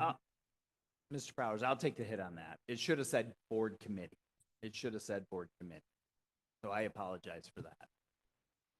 So to answer your question, Mr. Menatelli, myself, and Mr. Richards are the 3 board members that sit on. No, I finance. get it. It happened in finance. So and, there was- you know, there we- was a we have- discussion We if have we're- lots of committees and committees. We were throwing don't- numbers around. Yes. Do we think, you know, it's But appropriate for 50? Committees are purposely set up so that they don't have decision-making authority. So, Well, there's only 3. you know, I don't, once again, this is on the heels of the Friday 5 o'clock email where we said the board got together and made a decision that they didn't make. Once again, here we are saying that the board did something that we didn't do, and it's inappropriate and it needs to stop. It needs to stop.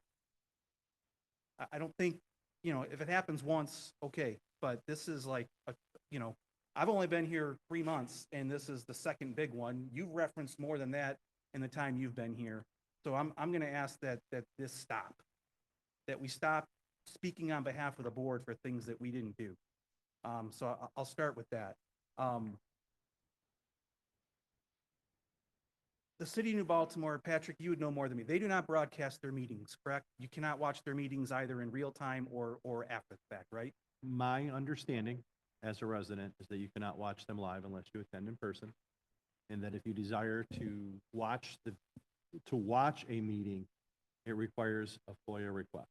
Okay, and you were not at their meeting? We had nobody at their meeting representing Anchor Bay School District, so we have no idea what they said, how they presented this to their residents. I was not there. Okay. And in fairness, you had no idea they were even gonna talk about this, correct? That's correct. Okay. Yep. So I feel obligated to answer your question. I was physically present at the meeting when this was presented to the city. Okay, is there anything we should know about how they presented this to their community and what was said? So first of all, let me be clear that I didn't address New Baltimore City Council. And as Ms. Knox already represented and stated, even though I'm the board president and I am at a meeting, I am unable to speak as a representative of the board unless that permission is exclusively given to me for that topic that day. So I didn't address the council. What I can tell you is that I didn't feel like the communication that was between the mayor and his council accurately depicted what Todd has presented tonight. You're saying they told a different story? Yeah.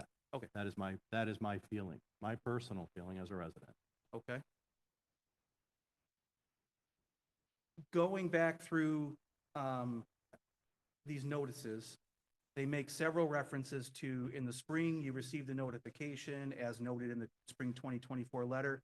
I just want to make sure I'm clear. We're saying we never got any of these correspondences that they reference in all of these notices, right? We No. did not receive them at all. Yeah, I believe at that meeting, they. That's Okay. the question that we even asked during the. Okay, Yeah. and did they, And they admitted that in. they admitted that they never sent it? Okay. I believe the point was made in the subcommittee meeting that they made a public notice, and we should have been aware of the public Right. notice, even though it didn't apply to us. So I guess the main question I have then is what's changed? Because we've probably had 4 or 5 references to this issue in our weekly board updates from administration over the last several months. And we've been pretty indignant from the beginning that, you know, as he referenced, they had no legal right to charge us for this. We have no legal obligation to pay for them. They never notified us ahead of time. You know, if we wanted to do this, we could have used Safe Routes to School grants. The district has Todd, can accused you us talk of not about, responding. can you talk about that a little bit as well? That's because Yeah, so we're working with the city right now to do the Safe Routes grant that you referenced. That grant will not be issued and none of the work will be done until probably summer of 2027. But I'm assuming a grant is not gonna let you retroactively pay for work that you already did, right? You're correct. Yeah. But that's also, So it could not have been, I just want to be very Yeah. clear, it could not have been paid Anyway, by Yeah. the sidewalk. okay. but that's also something that you've been working on with the city of New Baltimore or whoever from. Yeah, we've been working with walking the or city of New work- Baltimore for about a year on Right. that Safe Routes grant, or longer. So that Could should be a grant longer. that they should be well aware of. Of the grant? Yeah. Oh, absolutely, they're aware. Yeah, in fact, they made the application. They, as a Act 51 agency, the city made the application. We as a school can't do that application. So are some of the Only- council not aware that sidewalks that Anchor Bay owns as part of that grant, maybe? Yeah, I know, I'm just throwing it out there.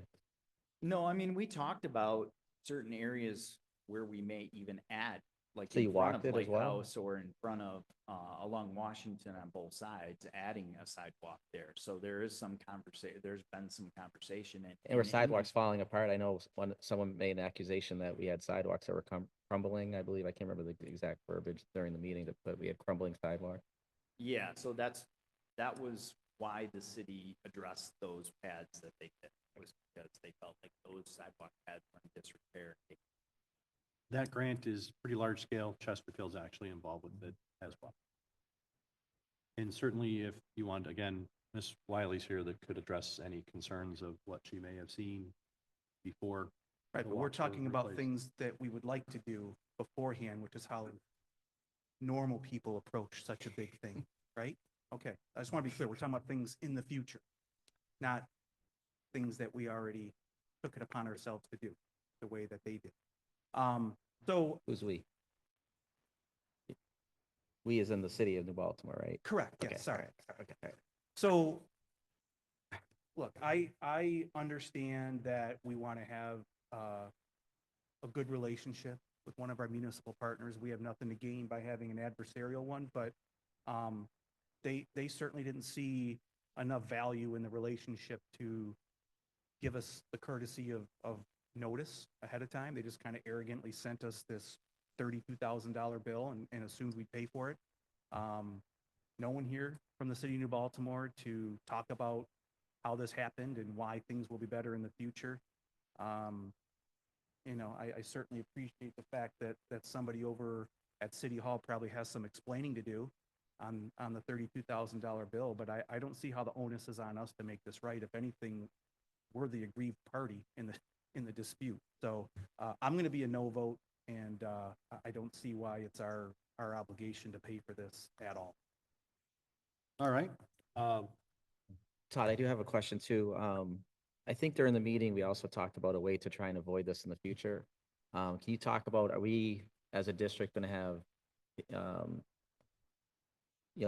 facilities walk the sidewalks as well? Because what last thing I want to hear is crumbling sidewalks around a school building as well. So can you maybe walk us through what we're doing as well to try and prevent, to Mr. Powers' point, bill?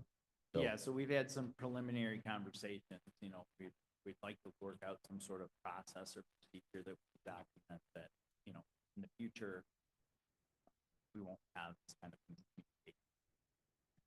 We'll have a process. More proactive. Anytime they want to do something, related to school property, we would have a process in place.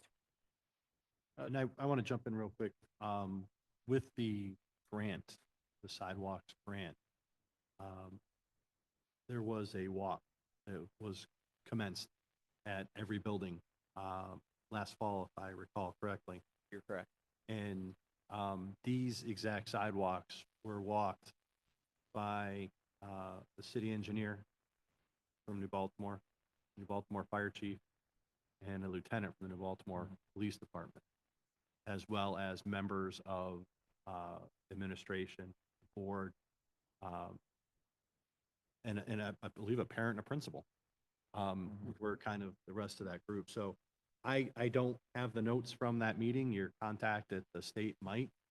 I would be interested, if those sidewalks were identified as a serious trip hazard and something that may result in imminent injury. I don't remember hearing that, but certainly there was a lot going on with a lot of people walking a lot of different sidewalks. So I want to throw that out there as part of that grant, that every sidewalk from every building was walked by, including Chesterfield, by a team similar to that involved city officials, district officials, and then the grants, I don't know if he was the administrator, for the state of Michigan, who actually ran that particular meeting. And then I interrupted you, Mr. Vinatelli. I apologize. No, that's okay. It's good context. I just had a quick question, kind of to Mr. Powers' point. Did Mr. Rathbun, I believe, did we invite somebody from the city of New Baltimore to attend this meeting, knowing that, telling that we would discuss this issue specifically? We did. We let them know that it would be on the. Okay, and when you, I assume you sent that to them by email? Yeah. Okay, can I ask, did you get a response from them? I did not. Okay, so possibly, maybe they didn't get it, but that's much more notice than any one of us got with regards to their April 10th meeting. My question is more just conjecture. I'm curious to know, because it sounds like you've been in communication with Mr. Trombley about the legal notice that we've given them. That sounded like he had an understanding of our issue with regards to the way this issue was handled. And it looked like there was some kind of disconnect between the assistant mayor, if I got his title correctly, and the mayor, I believe his name is Mr. Tom Saman. Do you know if those two have been communication, or is there any sort of inclination as to what they gave you as to why the communication is broken down between the two of them? I really can't speak to that. Okay. I'm sorry. I just don't know. That's fair. It was just purely a point of curiosity to me. It just seemed kind of odd that you had given him, I think it's, if I remember the timeline correctly, a couple of emails that was forwarded to them from our lawyers, basically stating why the way that this was done was incorrect, and then why we're not subject to those fees. And it seemed like the mayor, Mr. Thomas Saman, was confused or resistant to acknowledge those basic facts. Is that kind of, I'm just trying to understand why that breakdown of communication happened. It's not something that you need to answer. I guess for me, it's just a point of sort of like bewilderment, but ultimately curiosity as to how did something like that happen? Like, those two should be working directly together. They're in the same office, and yet it's been months and they just haven't had that conversation. So more just a point that I just want to make is that that was very surprising to me to see the table of events as you described it take place. That's all I got. Ms. Knox, I see you're queued up. The whole situation from when we first got that letter, or the bill is chaotic, and I think the reason there's a strange timeline and lack of communication on their part is done with purpose. My question is, so we're wanting to do this out of goodwill, and I'll have a two-part here. So I want to hear from the finance committee, at least one of you, why you think we should do this, and other than goodwill, or is it just goodwill? And have we done this for, because we're in multiple municipalities, have we done this for Chesterfield? And if we do this, then it would only be right to do it in in our other areas. So, Ms. Knox, I don't know,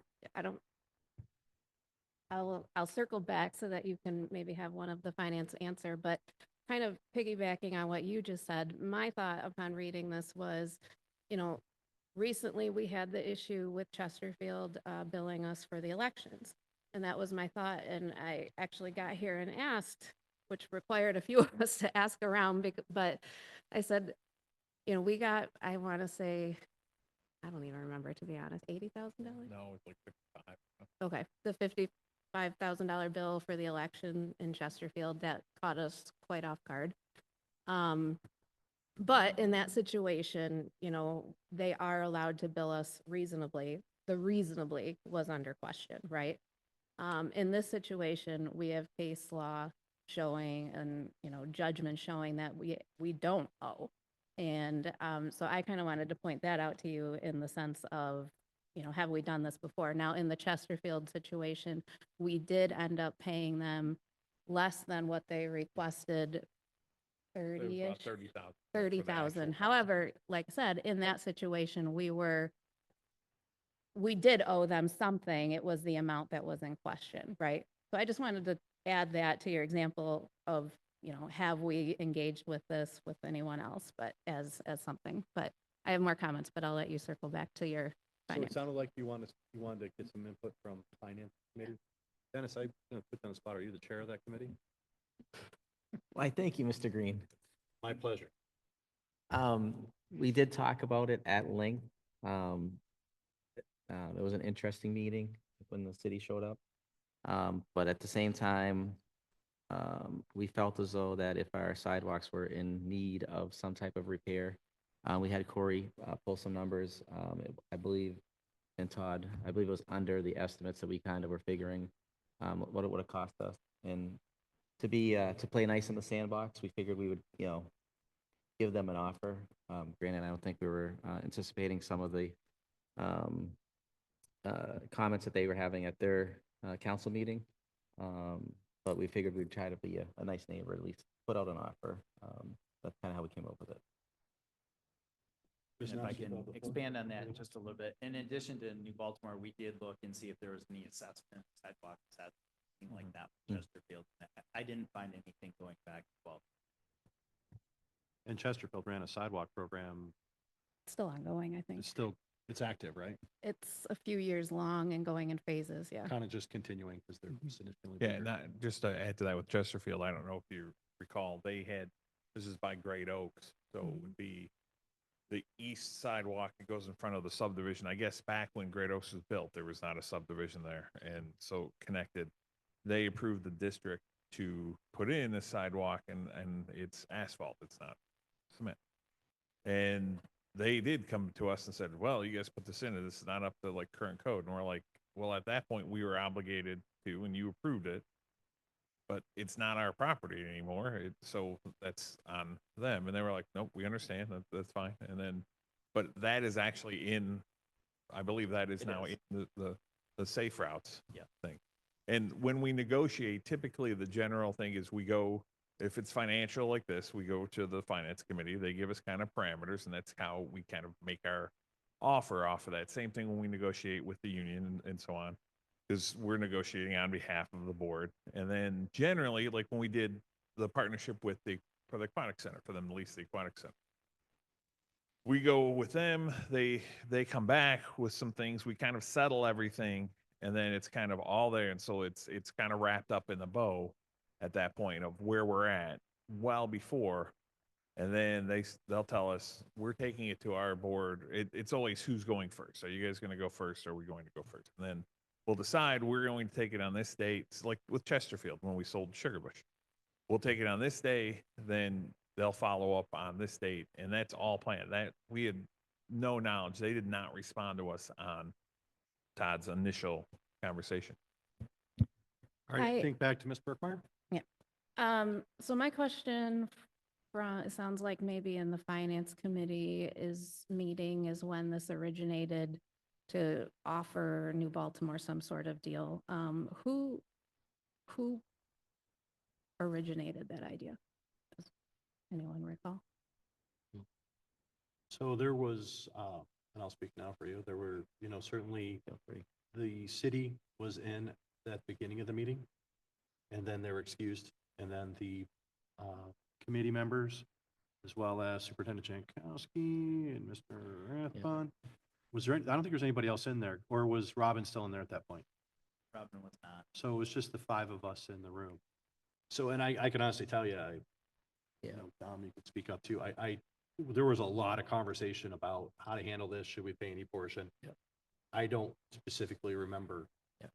And then if one of you guys remembers, please. No, correct me. I know the 'Cause question the was, conversation was there going would be fast. there would be a cost to it, and so we kind of calculated what would the rough cost be. And, Okay. and Okay, Todd, that's can fine. you also, just for my sense too, the original bill, was that the amount that was under what it would have cost us, or is our offer under what it would have cost us to fix the sidewalk? It was actually very close. I think we got, it was $853 for a square yard if it was 4x4, and more if it was 6x6. I think we paid around $9.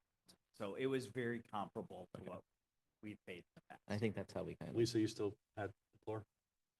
Yeah, I'm not impressed by the disorganization that New Baltimore's shown in this whole process. The back and forth, to your guys' credit, trying on the finance committee and Todd and Phil, trying to, come up with something that you feel is reasonable. I have no appetite for this. $15,000 in the scope of sidewalk work, while it may not be a ton of money, I want to push back a little bit on the idea that, our sidewalks could have used some work, because if that was true, we would have done it in our bond. And we didn't. So it obviously was not that crucial for us. I have things, as a board member, there are a lot of things I can spend $15,000 on to benefit our students. Our sidewalk, I don't believe, wasn't in need of anything, because like I said, it would have been in our bond. And it would have either been upcoming over the next 10 years even. And so that was apparently not of a concern to us. So I have a little bit of question on that end. The other thing, and, I hesitate to even say this because I don't, I wish that the finance committee, how can I word it? Well, first, I would say that I don't really like the process that happened here. I think that the board should have been approached first to make this offer and go to New Baltimore. Granted, I know they took it to their board and they ran with it. We can't control what they do, but I think that the board should have approved this offer, even the idea of an offer first as a whole, because now we will have egg on our face to come back and say, oops, if this turns around and we say, actually, the majority of our board didn't vote for, I don't know. I only know how I feel myself. So, but that's a possibility, so that this really should not have been handled in this way. We should have come to the board first, and certainly I'm not trying to, I think it sounds like you guys put a lot of work into it and came up with what you thought is a reasonable number. But that's where the scope of the committee should have stopped. Like Brian said, that should not have authorized somebody to make an offer, because now, we're at risk I mean, maybe it'll pass, I don't know, but maybe we're at risk of kind of looking silly. That said, I also do wish that somebody from the finance committee would have recused themselves from this process, because I think that there are, some conflicting interests going on. So that's all I'm going to say to it, but I wish that would have happened. And hopefully if this ever comes up in the future as necessary, that will happen. All right, anyone else?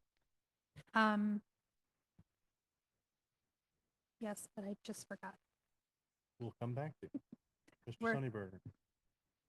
Did I hear there's a discrepancy between pads build and pads poured? I think there is. How confident? What we did is we tried to kind of back into the number of pads based on the price per square foot and calculating how many square feet. We came up with the bill being about 220 to 230 pads, somewhere in that neighborhood. And slide, I think it's 127 is what we counted today. I mean, it's just Corey kind of going around on her own, trying to count them up. But How confident are you with that number? Yeah? Pinky swear? I think that's So- crossing the So HR the line. cost on, just to be clear, so that I did calculate kind of, again, using their numbers, to do 127 pads would have cost $17,334. And then half of that would be, Half of that? yeah, wouldn't we be, so we're offering half. No, we're offering half of the total bill, so it'd be, if it's around, Right, but I only want 32. to, I only want to offer half on the pads that were actually poured. oh, I could calculate that for you, but I would have Yeah. to, I don't, I'd I have to mean, get a calculator. or a phone. All right, Mr. Sunnyberger, anything further?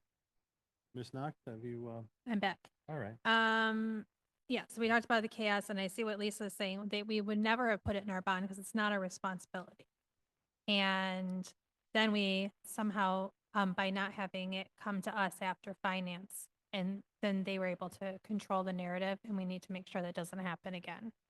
Cause yeah, no, we will look possibly ridiculous and embarrassed.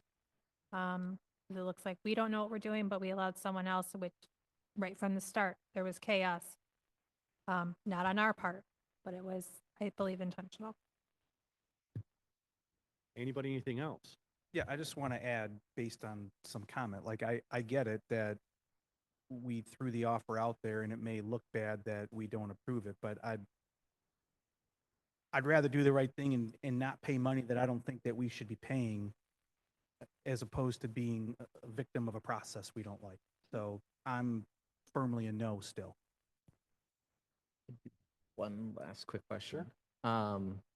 With True Law's opinion, if the vote was to go as a no tonight, there's no legal lawsuit or collections or anything that we could get brought into by the city of New Baltimore.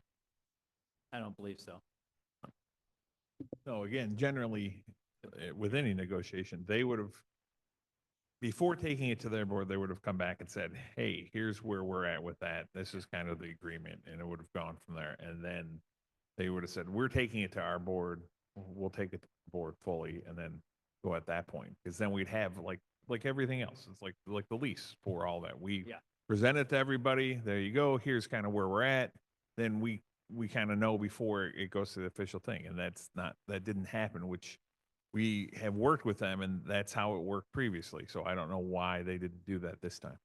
Yeah, that was, like Phil said, I mean, when we were talking about renting the facilities to New Baltimore, there's a lot of back and forth where we said, here's our lease, they looked at the lease, they brought it back, shared that with the committee looked at that, had they any questions, get back. And there's a lot of back and forth before and it was kind of hammered out before it went to the board, and the board knew all about it, and so it wasn't a surprise, where this was truly a surprise that it was going to the city of Baltimore. But I would have expected them to come back and say, we're willing to accept, why don't you guys go first, or we'll go first, or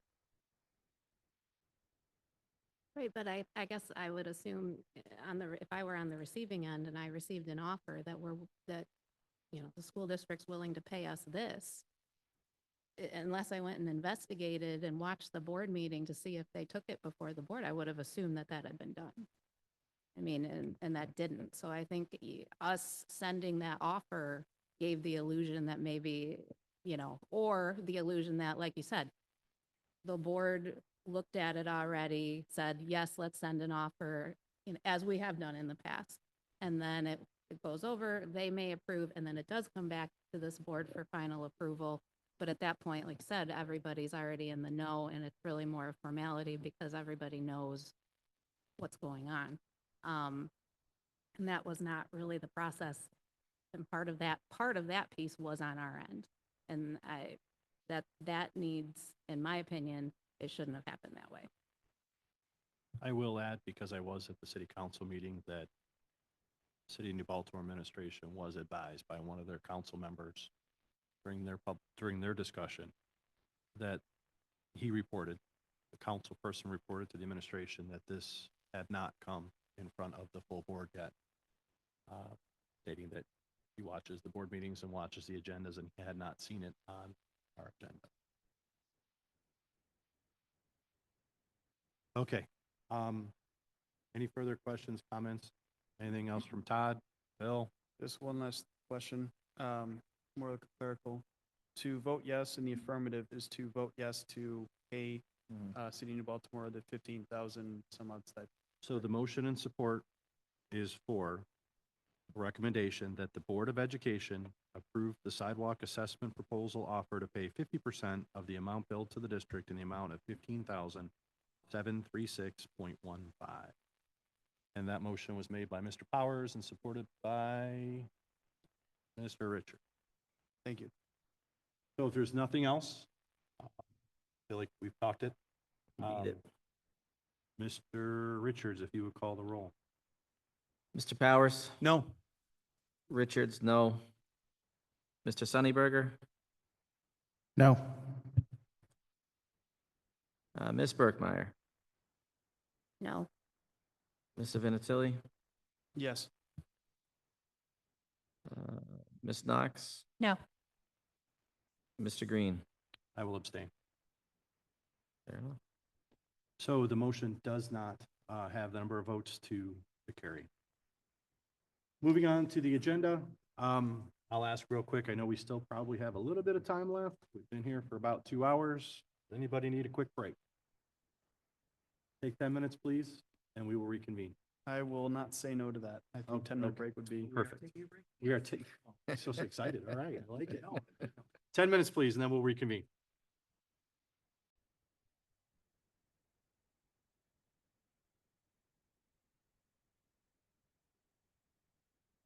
All right, we're gonna call this back to order. I appreciate everybody allowing me my 10 minutes. We are gonna move on the agenda. However, we have 2 vendors that have been here for 2.5 hours. One is here to discuss our solar project, item 7. And then the other one is here for our technology award. I'm going to ask that I would entertain a motion to move up items 7 in the award recommendation A, the technology award, to the next items on our agenda. So the solar project would become item 5. And then I guess the technology award, we'll just call it item 6 to make things easy. And everything else will slide down 1. So I apologize for, everyone's here for field trip discussions and stuff, but I've got 2 vendors that are looking pretty tired. So I would entertain a motion to amend the agenda. I'll make the motion. I'll second. Appreciate it, guys. Motion by Ms. Knox, supported by Mr. Vinatelli. Any comments, questions, or concerns? Can you please repeat that? You're serious? Yeah. If you weren't talking, you would have recorded what I was saying. Go ahead. I'm listening. Item 5 is going to become the high school solar project. Item 6 is going to become the technology award from the award recommendations down below. And then after that, we will resume with item 7 will be change order 13. Item 8 will be field trips. And I think that'll take us to closed session, correct? Oh, I'm sorry, we do have volunteer appeal, and that will, the volunteer appeal will follow up everything else. Do I have a motion? I have a support. Do we have any more discussion? Do we have anybody else here that is now going to have to wait longer? Well, yes, the volunteer appeal is our. But that's by Is design. parent A here for our volunteer appeal? Okay. So, we'll slide that up too. Sorry to my guys that are here for field trip approvals. We appreciate you guys coming out, but, you're gonna be here a little bit longer. Okay, That's kind of my point. Like, why are we telling them that they have to wait longer, but the people who are getting money get out of here quickly? Like, I don't know. Like, why did we set the agenda the way we set it? Like, are you cool waiting longer? Do you have a problem with that? Okay. so I failed. just don't- I set the agenda No, with the I just superintendent, so don't, I like, failed. I'm just not comfortable telling one group of people like, oh, you're cool to wait longer, but you know. Okay, so I have a motion on the table. So I think we know how I Mr. don't have to Powers be feels. difficult tonight, but I just like, I don't know. I just. Can you call the roll to amend the agenda? Mr. Difficulty. There we go. I did want to make one comment before we do that is this is what happens when people have a vested interest in what goes on at our school. They show up to our meetings. Fair enough. Okay, Yes, so the motion was to move the solar project, item 5, correct? Technology award, item 6. And hell, you guys didn't make that motion. I can't change the volunteer appeal. Not him. So I can't change it. So to amend the agenda. Who's second? Motion, second. Who's with the pen in the circles? I hear you know. Yeah, I told you. All right, ready? Who made the motion, please? And then Ms. Knox supported, correct? Sure. Okay. Don't Punch recall. you ready. I never should have given you guys the break. This is what happens after a break. Okay. Mr. Vinatieri, Yes. Ms. Knox, No. Welcome to the movement. Mr. Sunnyberger, Yes. Mr. Powers. Oh, Miss Berkmeyer. Can I not care? I don't know. Richards is a maybe with a yes. Mr. Green. No. All right. Motion fails. We are not amending the agenda. We will continue as presented. Item number 5, change order number 13 and 14. And by the way, in the time we just spent on that, we actually could have caught these guys up so we could have got out of here. Why do I not have a change order recommendation? Can you slide that over, please? I may have shuffled things up here in my. You approve? Oh, all right. All right, this is change order number 13 and 14. We have Corey Wiley at the podium if there's questions. The rationale is attached are 2 change orders that require Board of Education approval in adherence to the 2022 Bond Program Change Management Policy. It's late. Change order 13 for Anchor Bay High School, Phase 1, the chiller bundle rework. This work was a change in the scope and will be funded from the construction contingency. As you guys will recall, we have set aside a contingency fund for these types of things. Change order number 14, Anchor Bay Middle School South, a steel outbuilding. This work is additional scope to the project and will be funded from the bond construction budget. Recommended action is that the Board of Education approve change order number 13 and change order number 14 as presented. I will entertain a motion to that effect, please. I'll make the motion. I'll second. Motion by Ms. Knox, supported by Mr. Sunnyberger. Again, as I mentioned, we have Ms. Wiley at the podium. Questions, comments, or concerns? Do we have a dollar figure on? I don't have it directly in front of me. Do you have it? They were both right around 70, right? 77, and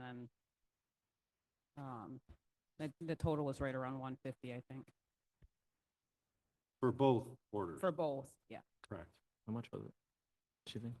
Phil, do you have the breakdown of the two? Again, I seem to have mishandled that. paperwork.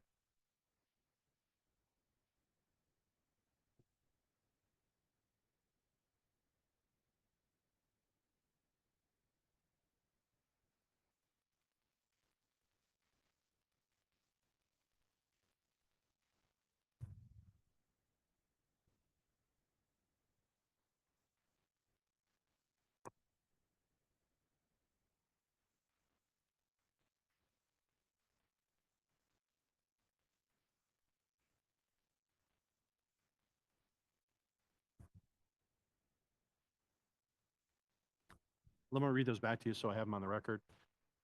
Change order number one is $71,621.33. And change order number 14 is $74,378.92. Any more questions? Hearing none. We're spending some money, so could you call the roll there, Mr. Richards? I can do that. Motion by Ms. Knox, Yes. Mrs. Sunnyberger, Yes. Mr. Powers, Yes. Ms. Bergmeyer. Yes. Mr. Vinatieri, Yes. Richards, yes. Mr. Green. Yes. Motion carries. All right, moving on to field trips. If it pleases the board, Phil, can I approve all these in one approval? So I have a series of field trips, so I will ask the board's patience as I read through all of them. 5 or 6 here.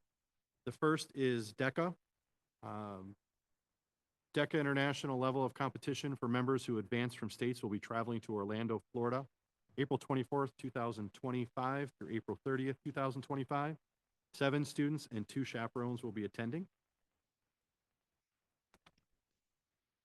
The field trip for the BPA National Leadership Conference, Business Professionals of America, will be traveling to Orlando, Florida, May 7th through May 11th, 2025. They will have 2 students and 2 chaperones attending the trip. And as I'm reading through these, you guys should all have the paperwork behind all of these with who's requesting.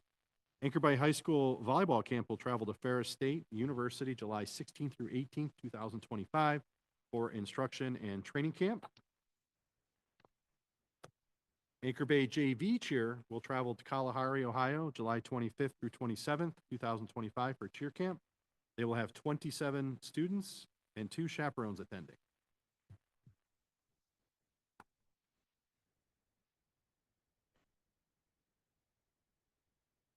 The Anchor Bay Band will travel to Cedar Point, Sandusky, Ohio, May 16th, 2025.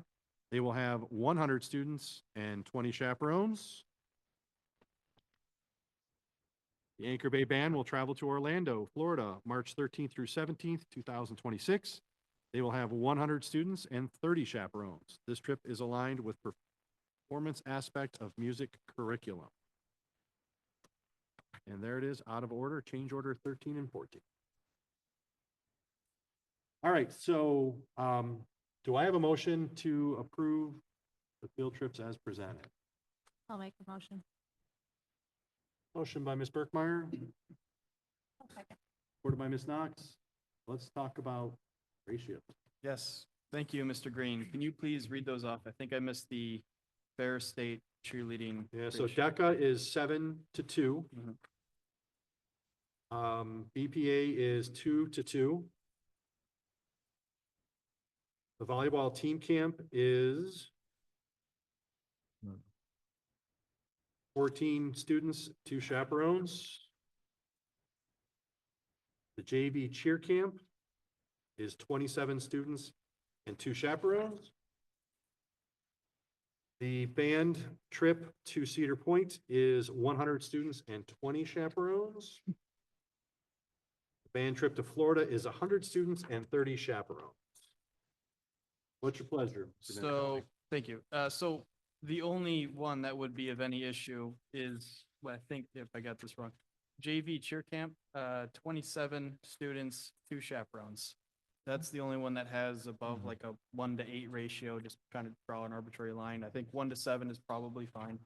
I, we've talked about this before. I know I'm probably the minority on the board. I just have this belief that kids are, put it mildly, adventurous. And I think unless you have someone who's able to keep enough eyes on them to make sure they don't get into enough shenanigans, that when, how do you put it, when the cats are away, the mice come out to play. And so I guess there's a little concern for that. I just wanted to, I guess, see what the board, I mean, you know what I think about this. I wanted to see kind of what the board thought in addition, because I know we've had conversations like this in the past, and kind of what's the take, I guess, perhaps from some administrators and how the organization works, and if there is any concern on their side with regards to how this might play out, supposedly specifically for that one field trip that has 27 to 2 Yeah, chaperones. I'm curious too if the chaperone number includes the coach or coaches also, because I believe there's 1 or 2 coaches for cheer. So I'm wondering is there 2 coaches like going plus 2 chaperones? Yeah, this one I'll ask, because Sherry, is this the one, I believe they're looking for a third chaperone, they just don't have that yet Okay. because of where it's at. So currently the 2 is including the coach then. Yes. Okay. So is it the pleasure of the motion maker and the seconder to remove this JV cheer camp out of the list that I gave you and vote on it separately? Or do we want to move forward as is? What's the board's plan? Do we want to move forward, give the approval with a stipulation? And also too, I believe DECA leaves tomorrow, correct? Oh, yeah, DECA, that's, if we're going to pull it out, we're approving DECA tonight. We would approve everything else but the JV chair camp. Okay. But that depends on the pleasure of the board. Bill, is there any concern administrative wise about a 27 to 2 ratio for a JV cheer camp? Is that normal? Is that something? Generally, like we share with all of them, and Sherry talks to all of them and says, it's 10 to 1 is basically what we're looking at, especially the for target. overnight trips. And they're aware of that. They just don't have that at this point, and they want to get it approved because they need to start Reserve planning. Their hope is if it's approved with I mean, even if it's approved with the condition of that they have to have a third, then now they can go out and say, yes, it's going, we need a third. So we are allowed to conditionally approve a field trip and, Yep. and then what, it's up to administration at that point to make sure that they comply yeah. with the conditions? Yeah, and then Okay. we just tell them that, yeah. So then would the motion maker and seconder be willing to approve the JV cheer camp field trip to Kalahari, July 25th through 27th, 2025, if they added a third chaperone to go with the 27 students? I don't remember who the motion maker was. That was me. Yes. Ms. Berkmeyer. I was Ms. the Berkmeyer is seconder. okay with that? Ms. Knox is okay with that. So that will be conditionally approved as long as there are 3 chaperones on that trip. Everything else is okay with the board? Quick question. For the band, is any of your Cedar Point funds coming from the flower sale that is going on right at this time? Where the public can order flowers and support the band all at the same time? Okay, but that, we could find out about the flower sale on our website? Okay, thanks. I just have one, Sure. not really flower related, but Commercial. Well, then what's the point? no commercial. Transportation wise, I would imagine that most of it's by bus, no parent transportation like that. I don't Yeah, think any of them are, Yeah, most of them, it says on there, it's like, obviously they're I- flying to I Orlando. think one of them said car, but Oh, did it? yeah, I'll look through it, so. Or a smaller one? I think it was one of the ones where there's only like 2 people going. Yeah. WAG BPA, I want to say. All right, any other questions? So we do have a motion on the floor to approve them with the conditions attached to the JV cheer camp. Would you feel comfortable calling the roll? I can do that. All right. Ms. Berkmeyer, Yes. Ms. Knox, Yes. Mr. Green, Yes. Richards, yes. Mr. Vinatieri, Yes. Mr. Powers, Yes. Mr. Sunnyberger. Yes. Thank you. All right, the motion carries. So we have lots of people traveling. Hopefully they'll have some safe travels and have some successes at their competitions. That brings us to high school solar project. Wow, how did this stuff get so order? I and can clearly not be trusted with paperwork. There's no motion, this presentation. Okay, thank you. We have Mr. Carter here with Mr. Rathbun to kind of fill in some blanks. If you'll recall, in the past few months, we agreed to contract with Mr. Carter to kind of guide us through some of the energy projects that we have going on. He is a consultant and specializes in this type of work. So I'm going to let you take it over, sir.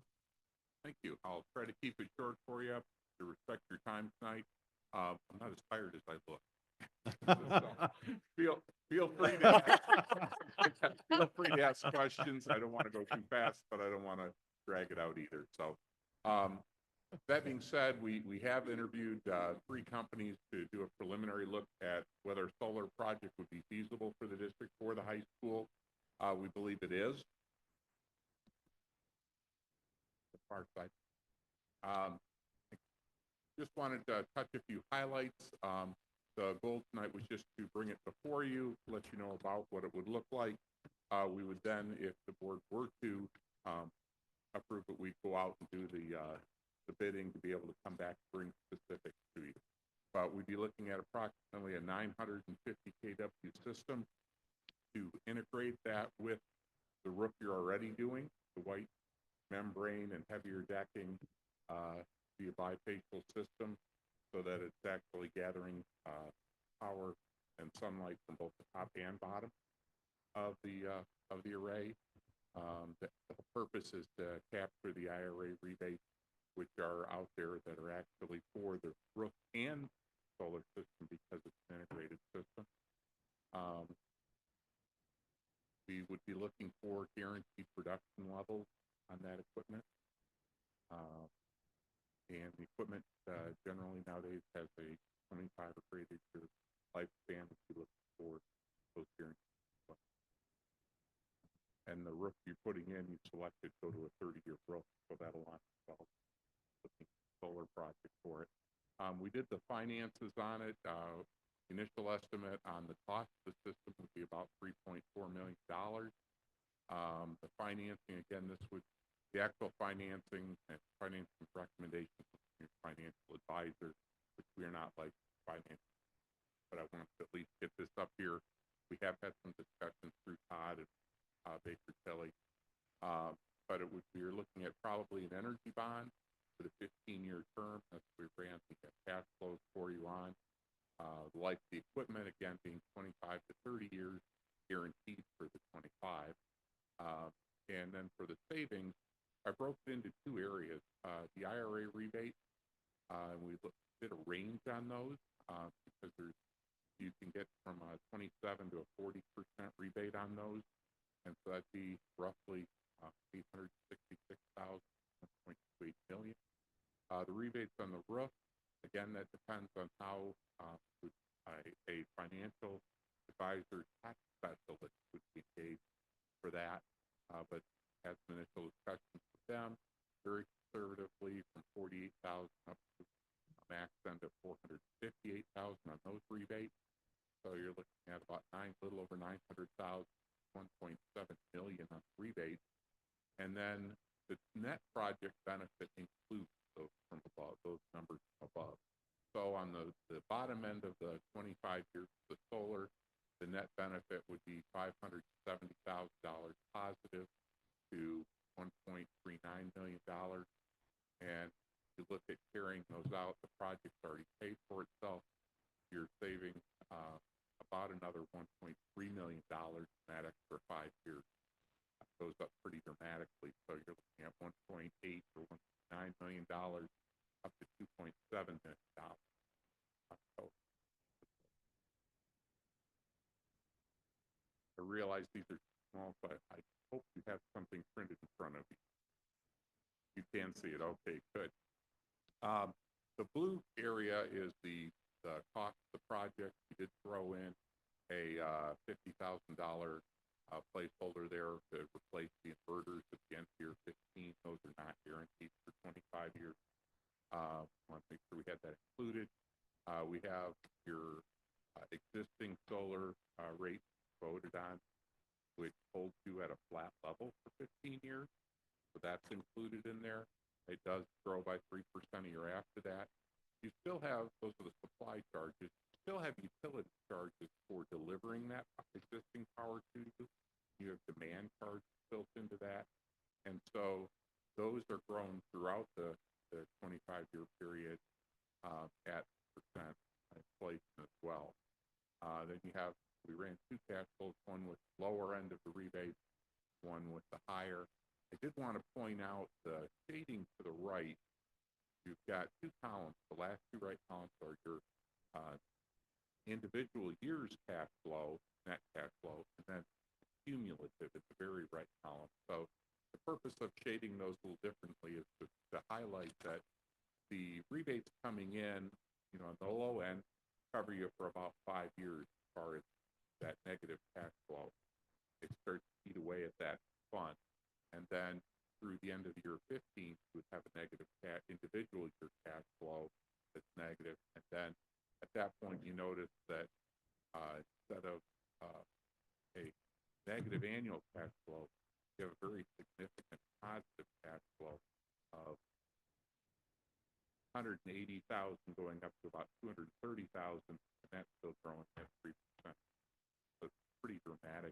And the other one, if you look to the next slide, you'll see the higher end on the cash flow. It actually goes beyond the areas I shaded a little bit, but you're actually covering about for 10 years on the negative cash flow through the rebate, and then you have about 5 years, 5 or 6 years, you have a net investment back into the system, and again, do the same number for positive cash flow. So happy to answer questions on that. I'm not trying to go through fast, but I'll just jump in real quick. You can see also here, 25-year schedule for together. Very likely this is so in that last year for the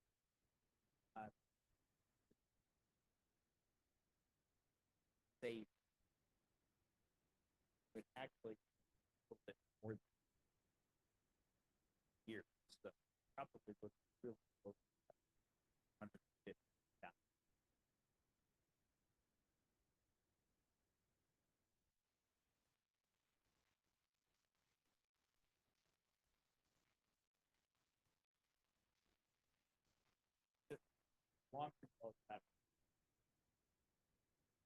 Before I open it up to the board, I'll throw in a couple of things that we discussed at finance. This did come in front of finance one day this week.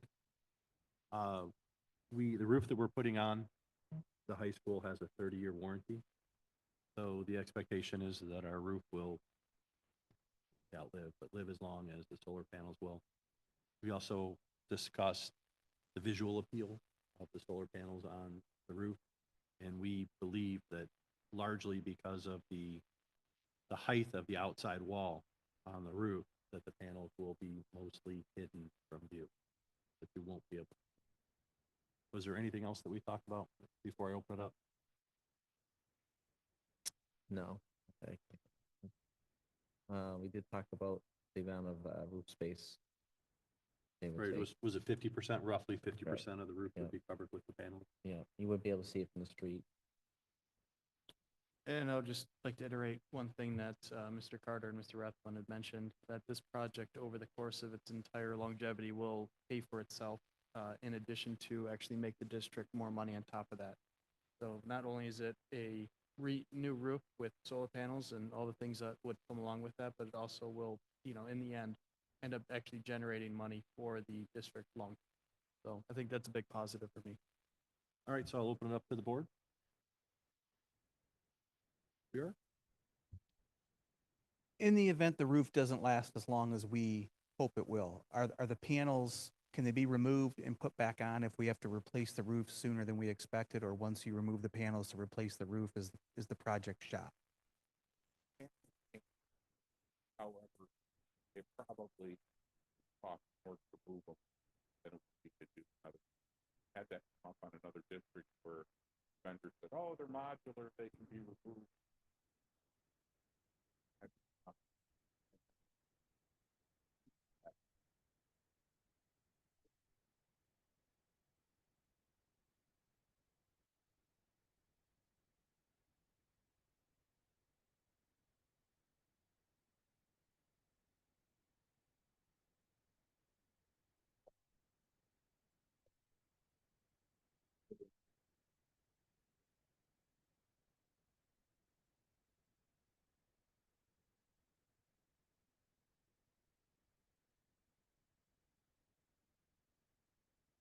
So it's imperative that we get the expected life that we are anticipating out of our roof for the numbers to work, right? Okay. Okay, and then the second thing I have is, I don't remember what I think it was like 1 point something million of rebates and incentives. Is any of that like politically tied, either legislatively or through executive orders, to where it would be at risk as political winds shift and people are more or less excited about solar and alternative energy sources? Is that potentially at risk for political reasons, or is that strictly rebates and incentives from utility companies and manufacturers and things like that?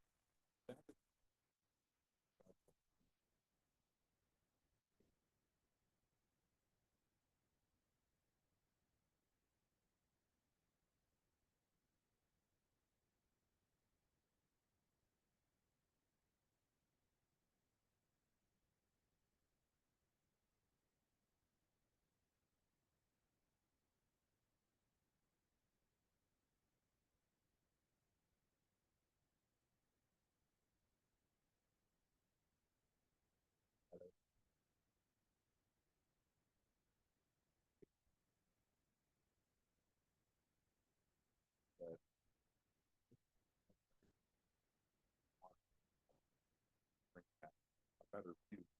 That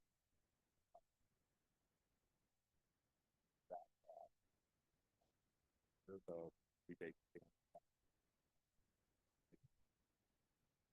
gathers the hard number back. Or, this is like 0.8%, which again got that data from financial advisor. Second thing, what we wanted to do was be able to have a good discussion, find out if there's they get those, and if come back and interest rate goes up, the costs go up because of the tariff, then may not. But want to have more things.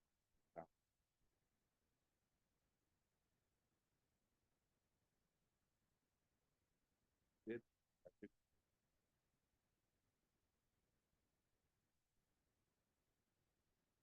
does already have.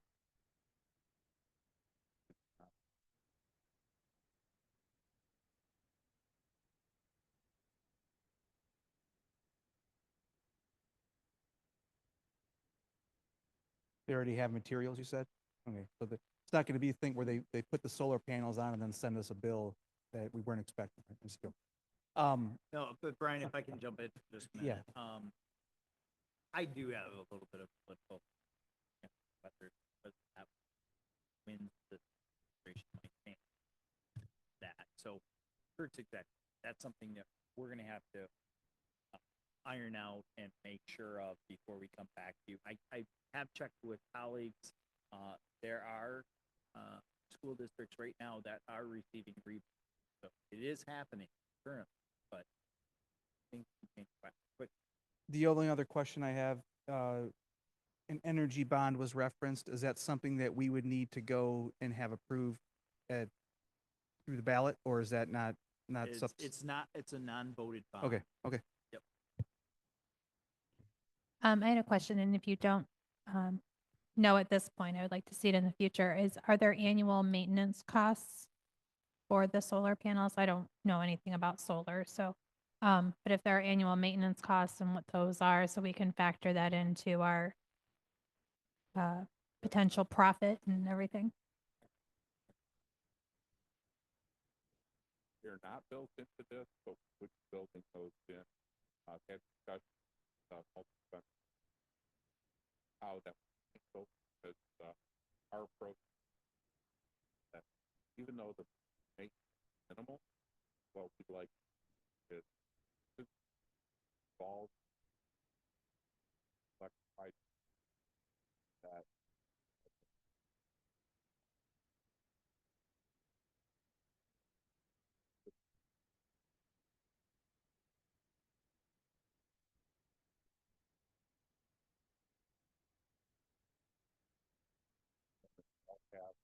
That's big.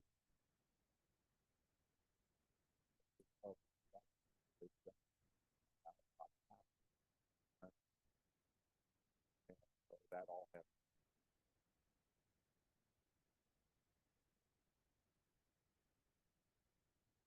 When we met at finance, we decided we wanted, even though we just met this week, that we wanted to get them in front of the board so you can start thinking about where, where we're at with this. That, there's no approval tonight, more of an information sharing session. Certainly reach back out to Todd if you have follow-up questions or concerns. We're trying to move forward, if we desire to move forward, but want to make sure there's an appetite and get your minds in the solar mindset. Any other question?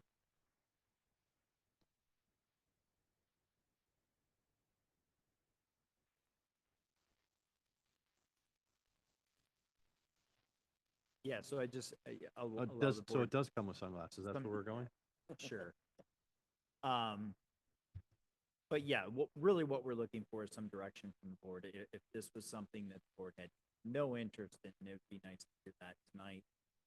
Or the converse, right, that you are interested, because there will be a significant amount of time and effort to listen to it, getting feedback, ironing it out before we come back, give thumbs up. down. So finance thought enough of it that we brought it to you guys. So certainly if you feel one way strongly or the other, like there's no action, there's no official vote, the conversation. If this isn't something that we have an appetite for, let's spend some, but I don't want to put anybody on the spot. If somebody wants to say, speak their piece, go ahead.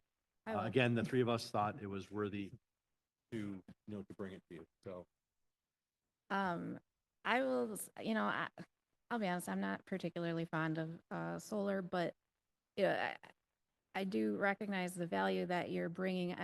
For me, my largest concern is kind of what the question Mr. Powers had asked of, we're somewhat contingent on our warranty of our roof, and the life of our roof actually lasting 30 years. And I think we've had new, and that's out of your hands. And I just feel like there's so many times that we as a district, and I don't think it's just us, but we purchase things and they don't tend to last what they're told.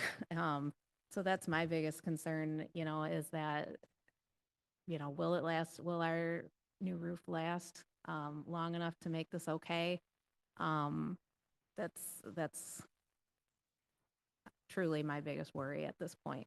And I don't know how, I just think it's such a long time to project out is my concern. I don't know if the roof is going to last a year. I mean, we have a tornado run through, so Right. I guess it's just a very long time for me on this project. Not to say I'm against all the projects or anything, but 25.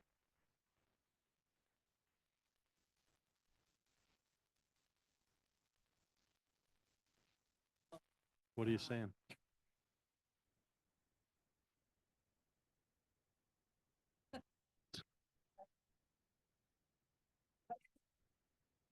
You mean like where the dog goes to Aunt Millie's farm? Is that what you're talking about? I mean, that it might be that way. I'll be, I definitely have an interest to hear more. The other question I had is, would solar panels in any way affect our warranty on the roof itself? Would, the addition of solar panels affect that warranty?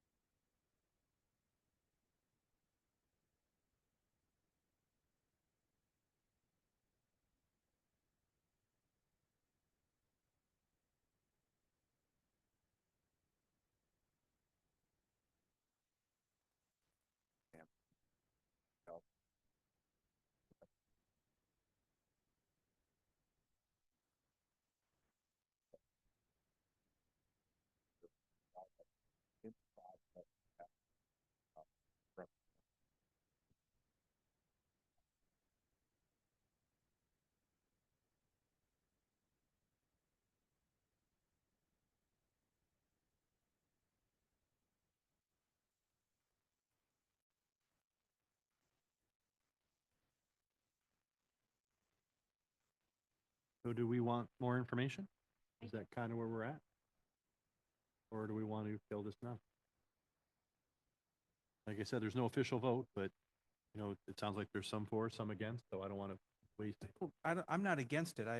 I'm fine getting more information. I just want to be Okay. transparent that, you know, sometimes I look at these things a little skeptically because, you know, it's always, you know, all the upfront is always on us. And then the payback is very, very long-term and gradual with the big bang that always coming at the end with a lot of risk in between. So I'm fine learning more and getting more information and seeing if it makes sense, as long as everybody understands that when it comes time to crunch the numbers, I'm going to be very, very, you know, I'm going to be looking at the payback very, very carefully and, you know, probably looking at it more conservatively than it's presented.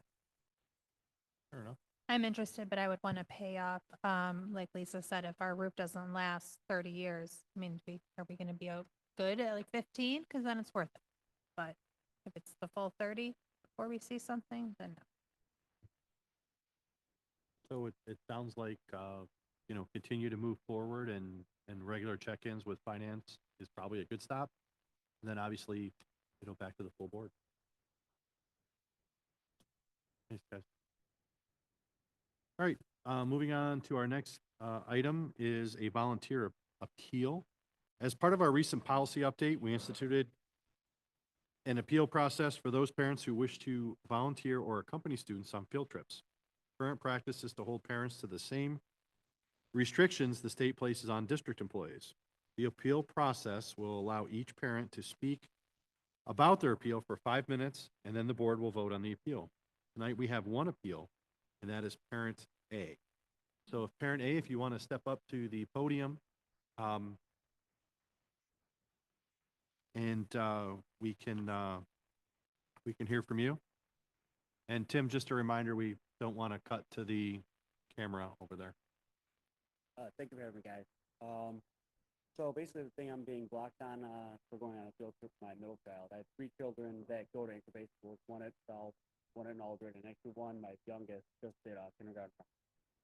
The fence that I'm being held up on is 20 plus years ago. And to be honest, I can get detail about it if you guys want to hear it.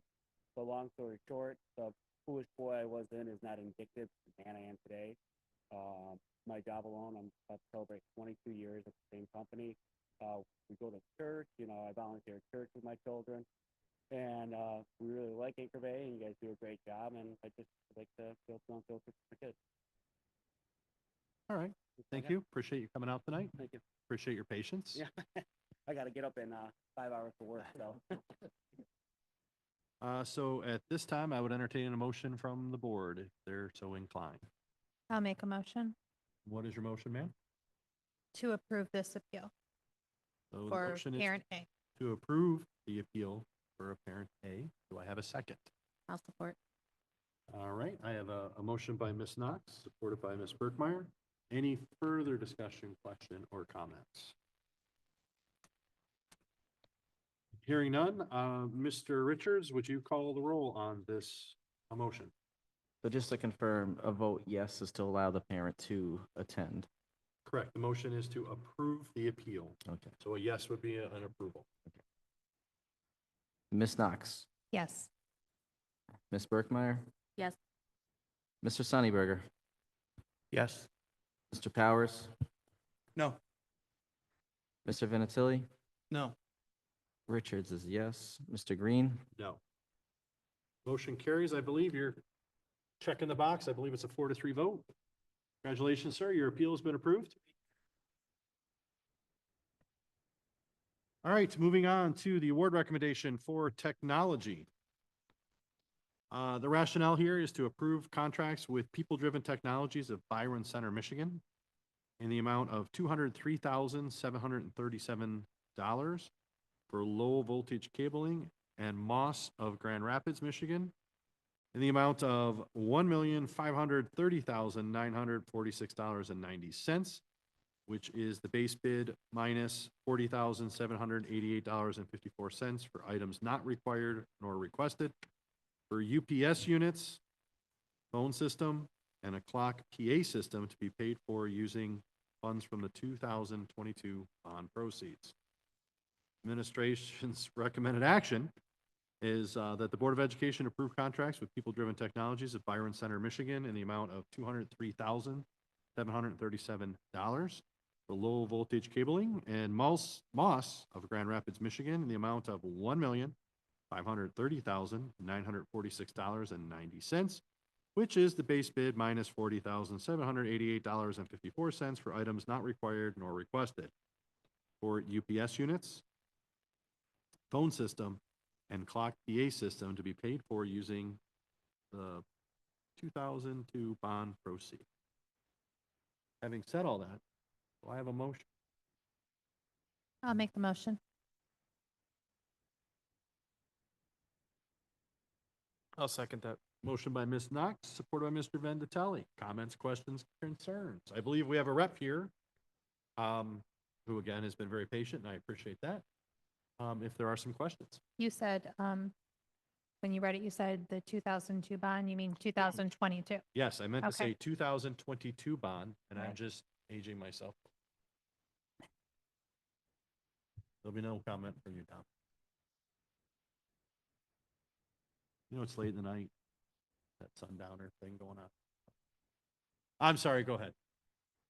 Do we have any questions for Todd or Yeah, for? really, we'd take any questions that you have regarding the award tonight. One thing I did want to bring up just very quickly, we had a meeting earlier today.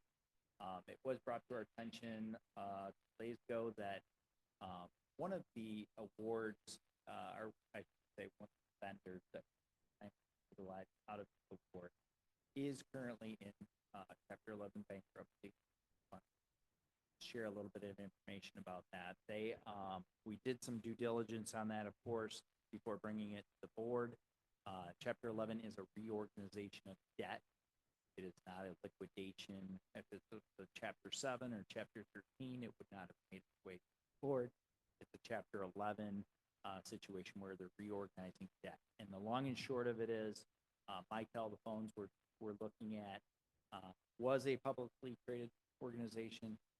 It was acquired by a private venture firm that took it private, and then they went out, sold a lot of the, purchased a lot of stock. And in order to purchase that stock, they took out quite a bit of debt, purchased that stock back, take it private. They got to a point where the amount of debt that they were servicing made, especially with the increased interest rates that we've seen in the last couple of years, just didn't make it feasible for them anymore. And so there was a reorganization with creditors, some of the banks that made that loan, and the banks are going to now take an ownership interest in, and that will be ultimately, I imagine, go public in a little bit. So that's kind of what's going on right now. My understanding is that this was all worked out before the bankruptcy was filed, and that's why it's moving so fast. Completely planned out, and all of financing was worked out prior to the filing. So we are very confident. Spent a lot of time with Justin, Tim, and another person, Carl from CBD as well, was on the call. We read a number of articles about it, and feel very confident that Mitel is still a very viable telephone provider. I'll let Justin speak to the size. I think they're one of the biggest two providers in the country, and we're very confident about that. But didn't want any of you to get broadsided with a question about, well, I heard they filed for bankruptcy. So you kind of know now a little bit about what's going on. Do we have some exposure in terms of, so they're currently in bankruptcy? It hasn't been resolved, it hasn't been settled. They're currently still in bankruptcy, but it's, like I said, it was kind of all worked out. The deal was worked out, approved by the judge, and so they're just going through the motions right now of exercising and making sure all of those deals are done in terms of the transfer of debt. But And ownership. we have some exposure. If we send them money, that it may, We wouldn't send money until the project's complete. okay, so there's no deposit, there's no 50%, there's nothing. We would agree tonight, and they would trust that we're going to pay them this money. Actually, probably use it in as one of Yeah. the receivables when they go to court, but Once the project is complete and up and working and everything, at that point, we'd make payment. okay. So no funds change hands until it's complete. Correct. Does this offer have any continuing maintenance promises? Like, for example, we get this material, these devices, is part of the agreement to have longstanding, if anything breaks, we can call the company and have them come in and address the issue? Yeah, it does. That's a good question. Within the RFP, we asked for the base bid to include 5 years. So that's what they've provided for us.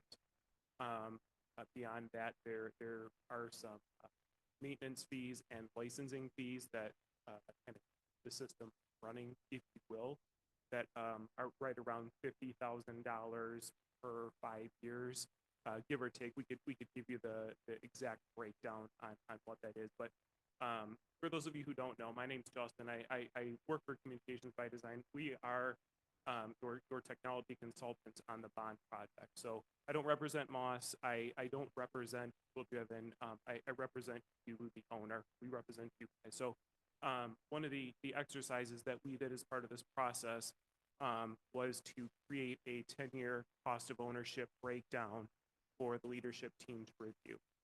And the Moss 10-year ownership breakdown was cheaper than the other major player in the market, which is the Cisco option, by about $200,000 over the course of 2 years. So that was one of the things that kind of pushed the needle for the team as a whole. And on top of that, I think there were some functionality items and things that go along with the system operationally that the ownership team here in Anchor Bay seemed to prefer. I hope that answered your question. It did, yes. That's the only concern, the reason I'm bringing this up is if we have an agreement that we pay for at the time of delivery for these devices, and that price includes continuing management of these systems, then that, say for example, the company goes bankrupt, then the money that we're spending for that maintenance would then be going to collections if the company continues to be bankrupt. So that's the only thing that I'd be worried about, but it sounds like from what I'm hearing that it's basically just for licensing and stuff like that, that we would have independent of that company being afloat at the point of purchase. Correct. Okay. Yeah. More questions? Anybody? All right, hearing none, I believe we have a motion. Mr. Richards, if you would call the vote, please. Motion by Ms. Knox, Yes. Mr. Vinatieri, Yes. Mr. Sunnyberger, Yes. Mr. Powers, Yes. Ms. Burkmeyer. Richards, yes. Mr. Green, Yes, motion carries. Up next on the agenda, the Board of Education. Let me gather my thought there. The Board of Education moves to a closed session to review a written opinion from legal counsel pursuant to 8(1)H of the Open Meetings Act, MCL 15.268(1)H. I would entertain a motion to that effect. Seconded. Okay. So moved. Seconded. Ms. Knox-ish, Mr. Vandatelli, any comments, questions, or concern? Call the roll, sir. Ms. Knox, Yes. Mr. Vinatieri, Yes. Mr. Green, Yes. Mr. Richards is a yes. Ms. Burkmeyer. Thank you. Mr. Powers Yes. and Mr. Sunnyberger. Yes. All right, motion carries. We will move into closed session at 10:06 PM. All right, at this time, I will entertain a motion to come back into open session if somebody is so inclined to do that. I'll make the motion. I will second. Motion by Ms. Knox, supported by Mr. Vinatelli. Questions, comments, concerns? Hearing none, please call the roll. Ms. Stocks, Yes. Mr. Vinatieri, Yes. Mr. Sunnyberger, Yes. Mr. Powers, Yes. Ms. Burkmeyer. Richards, yes, and Mr. Green. Yes, motion carries. We are back into open session at 10:25 PM. I will pause for a moment. If any of the board members wishes to make a motion.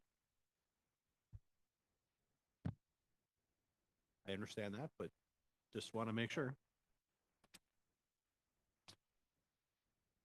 All right, hearing none, we will continue on our agenda. I will start with points of pride with Mr. Richards.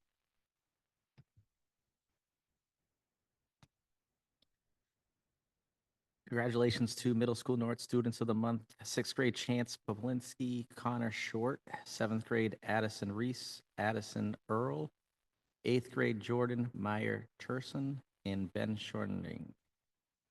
Congratulations to Miss Moore for Outstanding Elementary Teacher of the Year. Thank you for everything that you do. Anchor Bay Band students participated in MSBOA State Solo Ensemble in Stony Creek High School.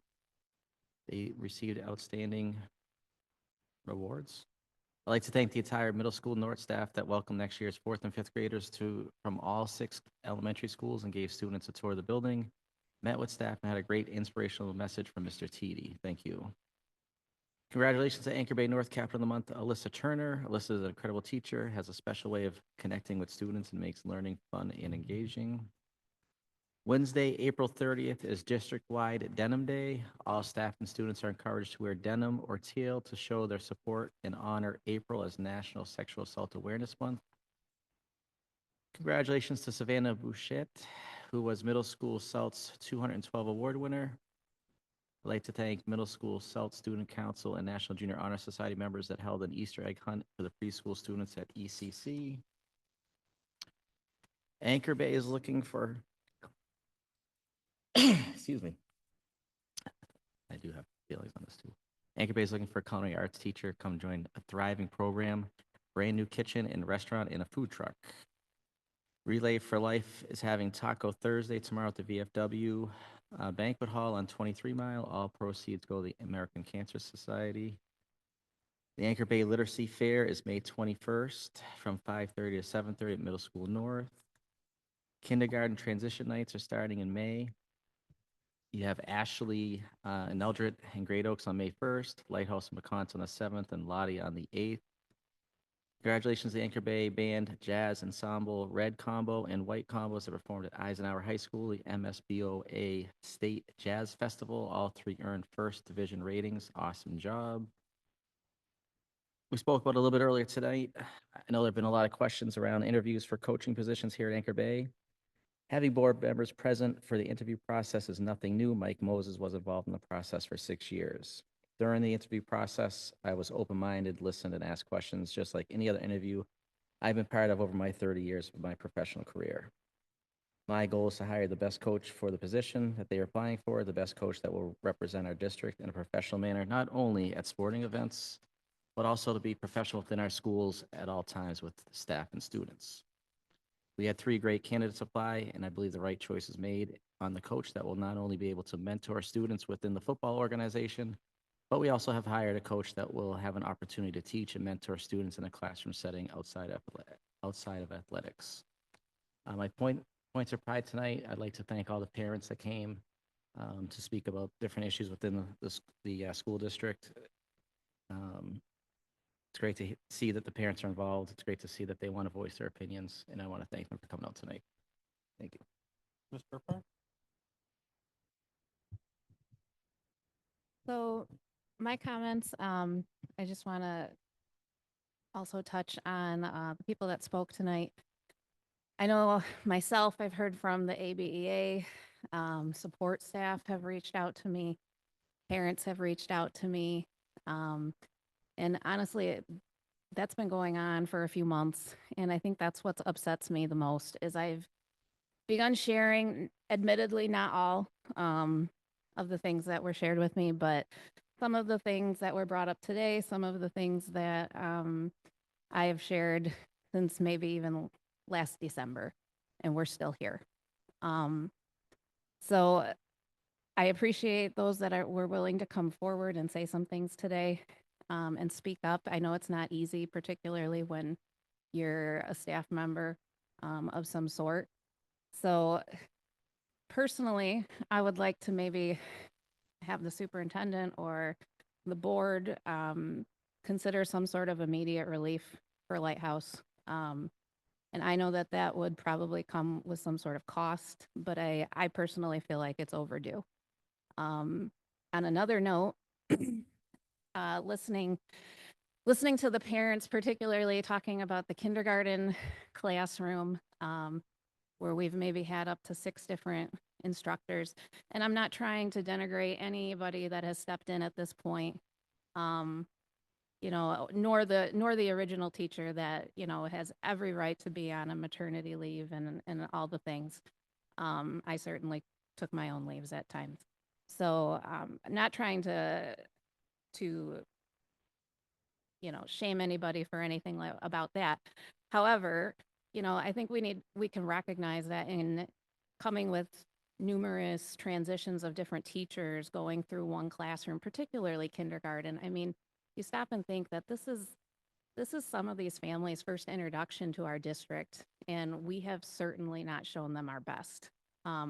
And not that all of it was under our control by the least, but my request is that maybe we consider offering some sort of summertime kindergarten remediation for the students that were part of this class at our cost, for those that would like to participate or could. I know it's not, it doesn't probably make up for everything, but I think given our situation, and like I said, I think we know how important kindergarten is and the continuity of a teacher and the difficulties we've had for that classroom.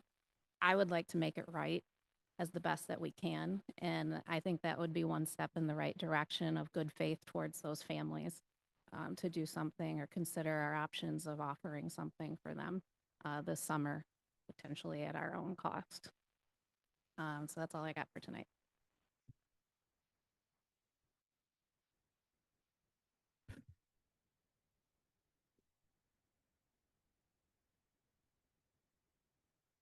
I just want to say that I'm proud of all of the people in this community that really care about our school system. We've touched on it a couple of times tonight, and the only thing we know for sure in this current educational climate is that we absolutely know nothing about what's going to happen in this educational climate. And if you can hear my voice, I would suggest contacting your state and federal officials and really hammering home the need to have a positive outcome with these education budget cuts that are coming fast and furious. I'd hate to sit here next year and make really tough decisions because we didn't speak up. Mr. Power? Like others have said, I appreciate the people who came forward from Lighthouse, whether you were a parent or a staff member.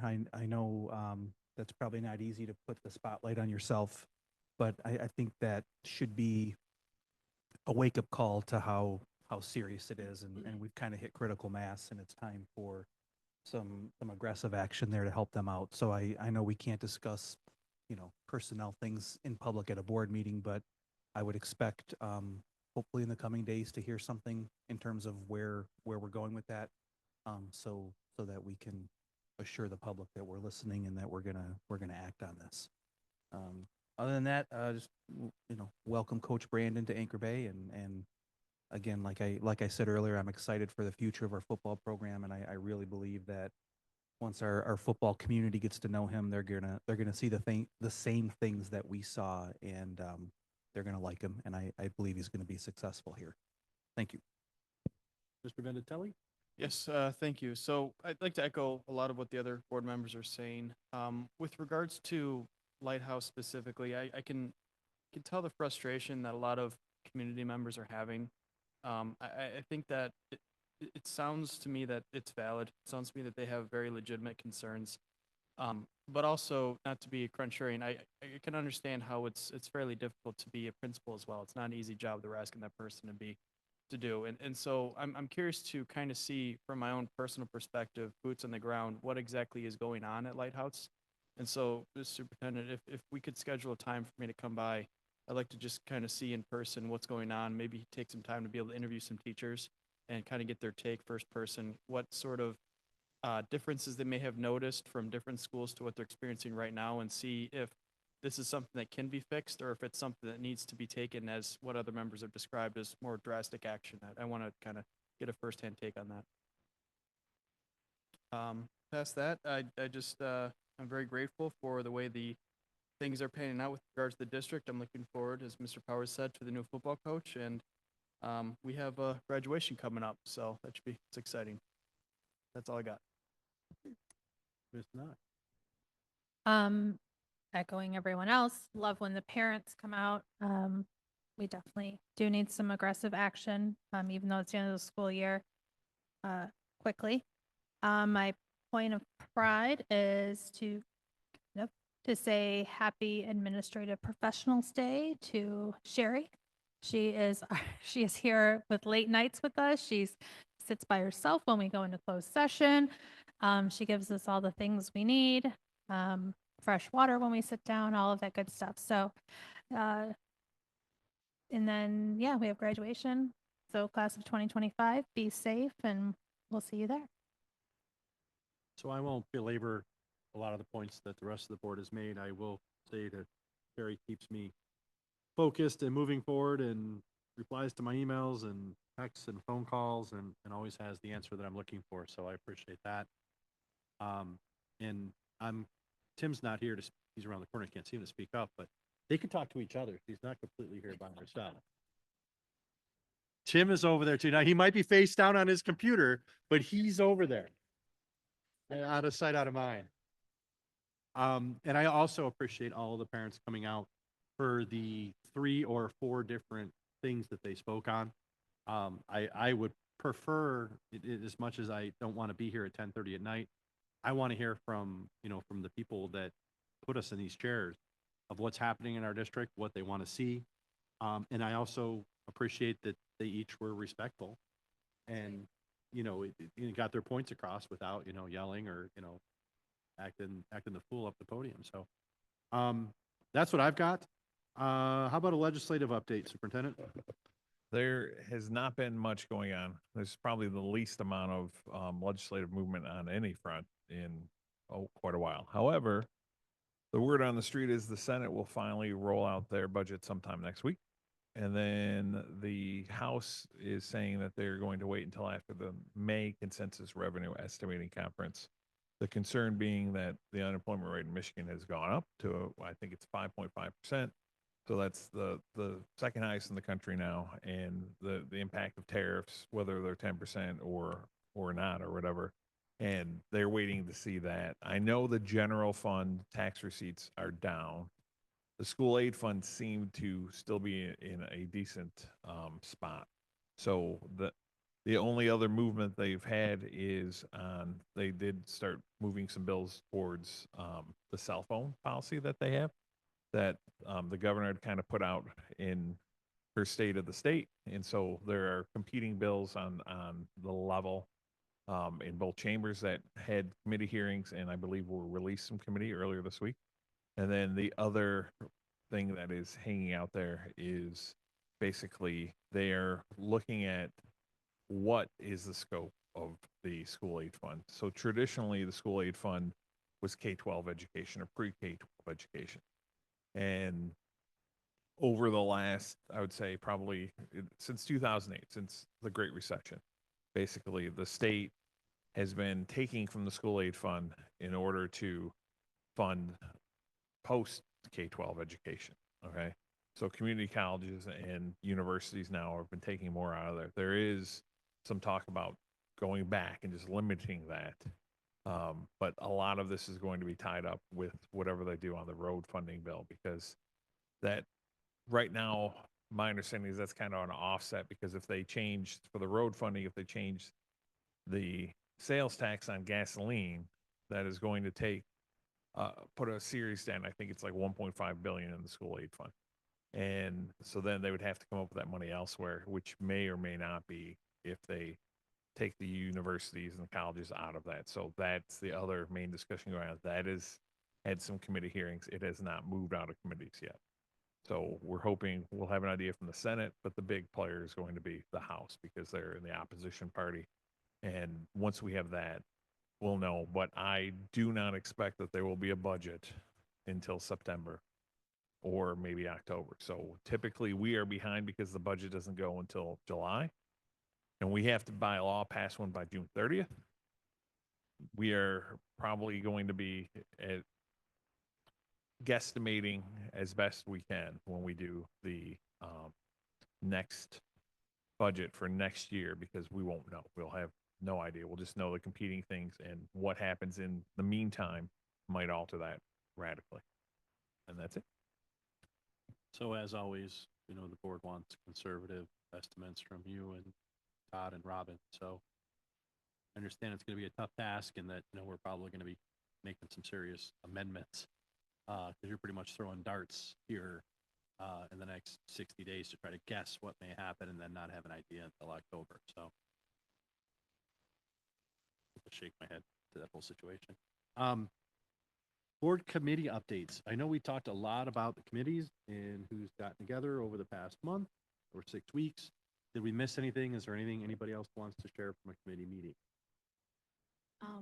We did not, this is not a committee, but I had the distinct honor of attending the ISD budget hearing that you And have you're in front welcome of for you. that. Yeah.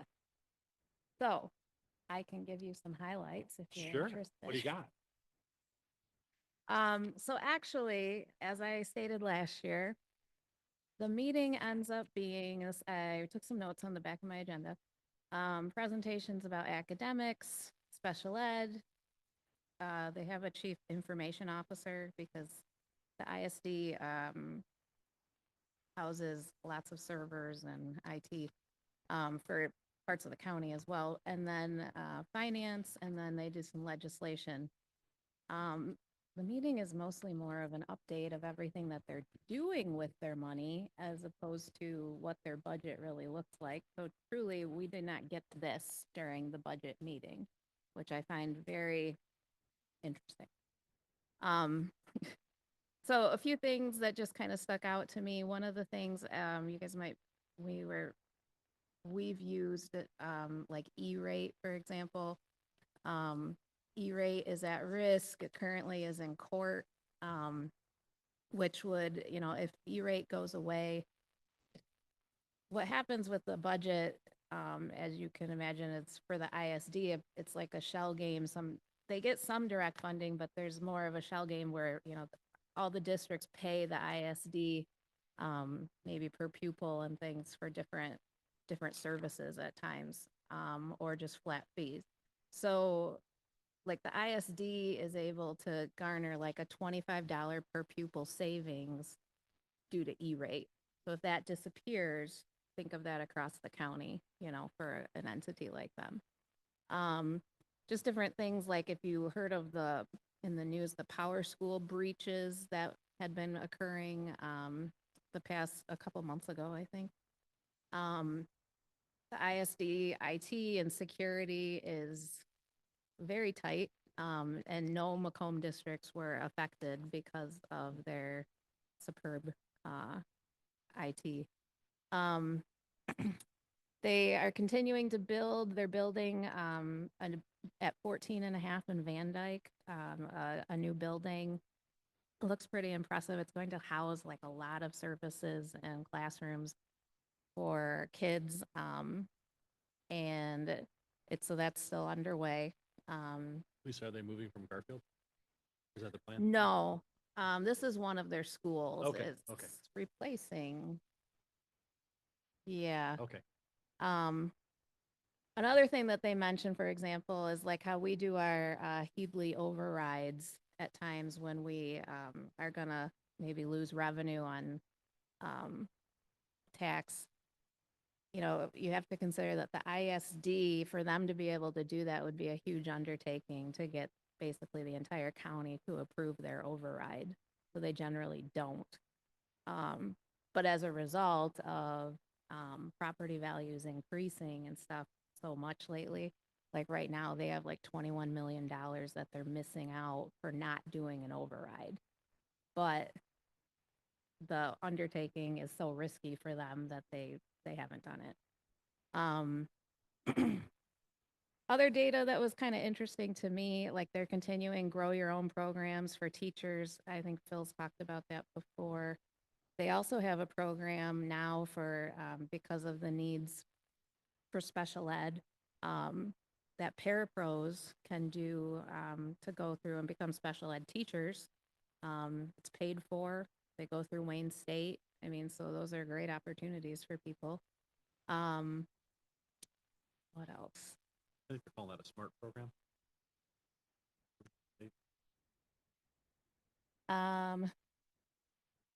And then in terms of the finance, it's only basically been, they can show you a whole graph of property tax values and income.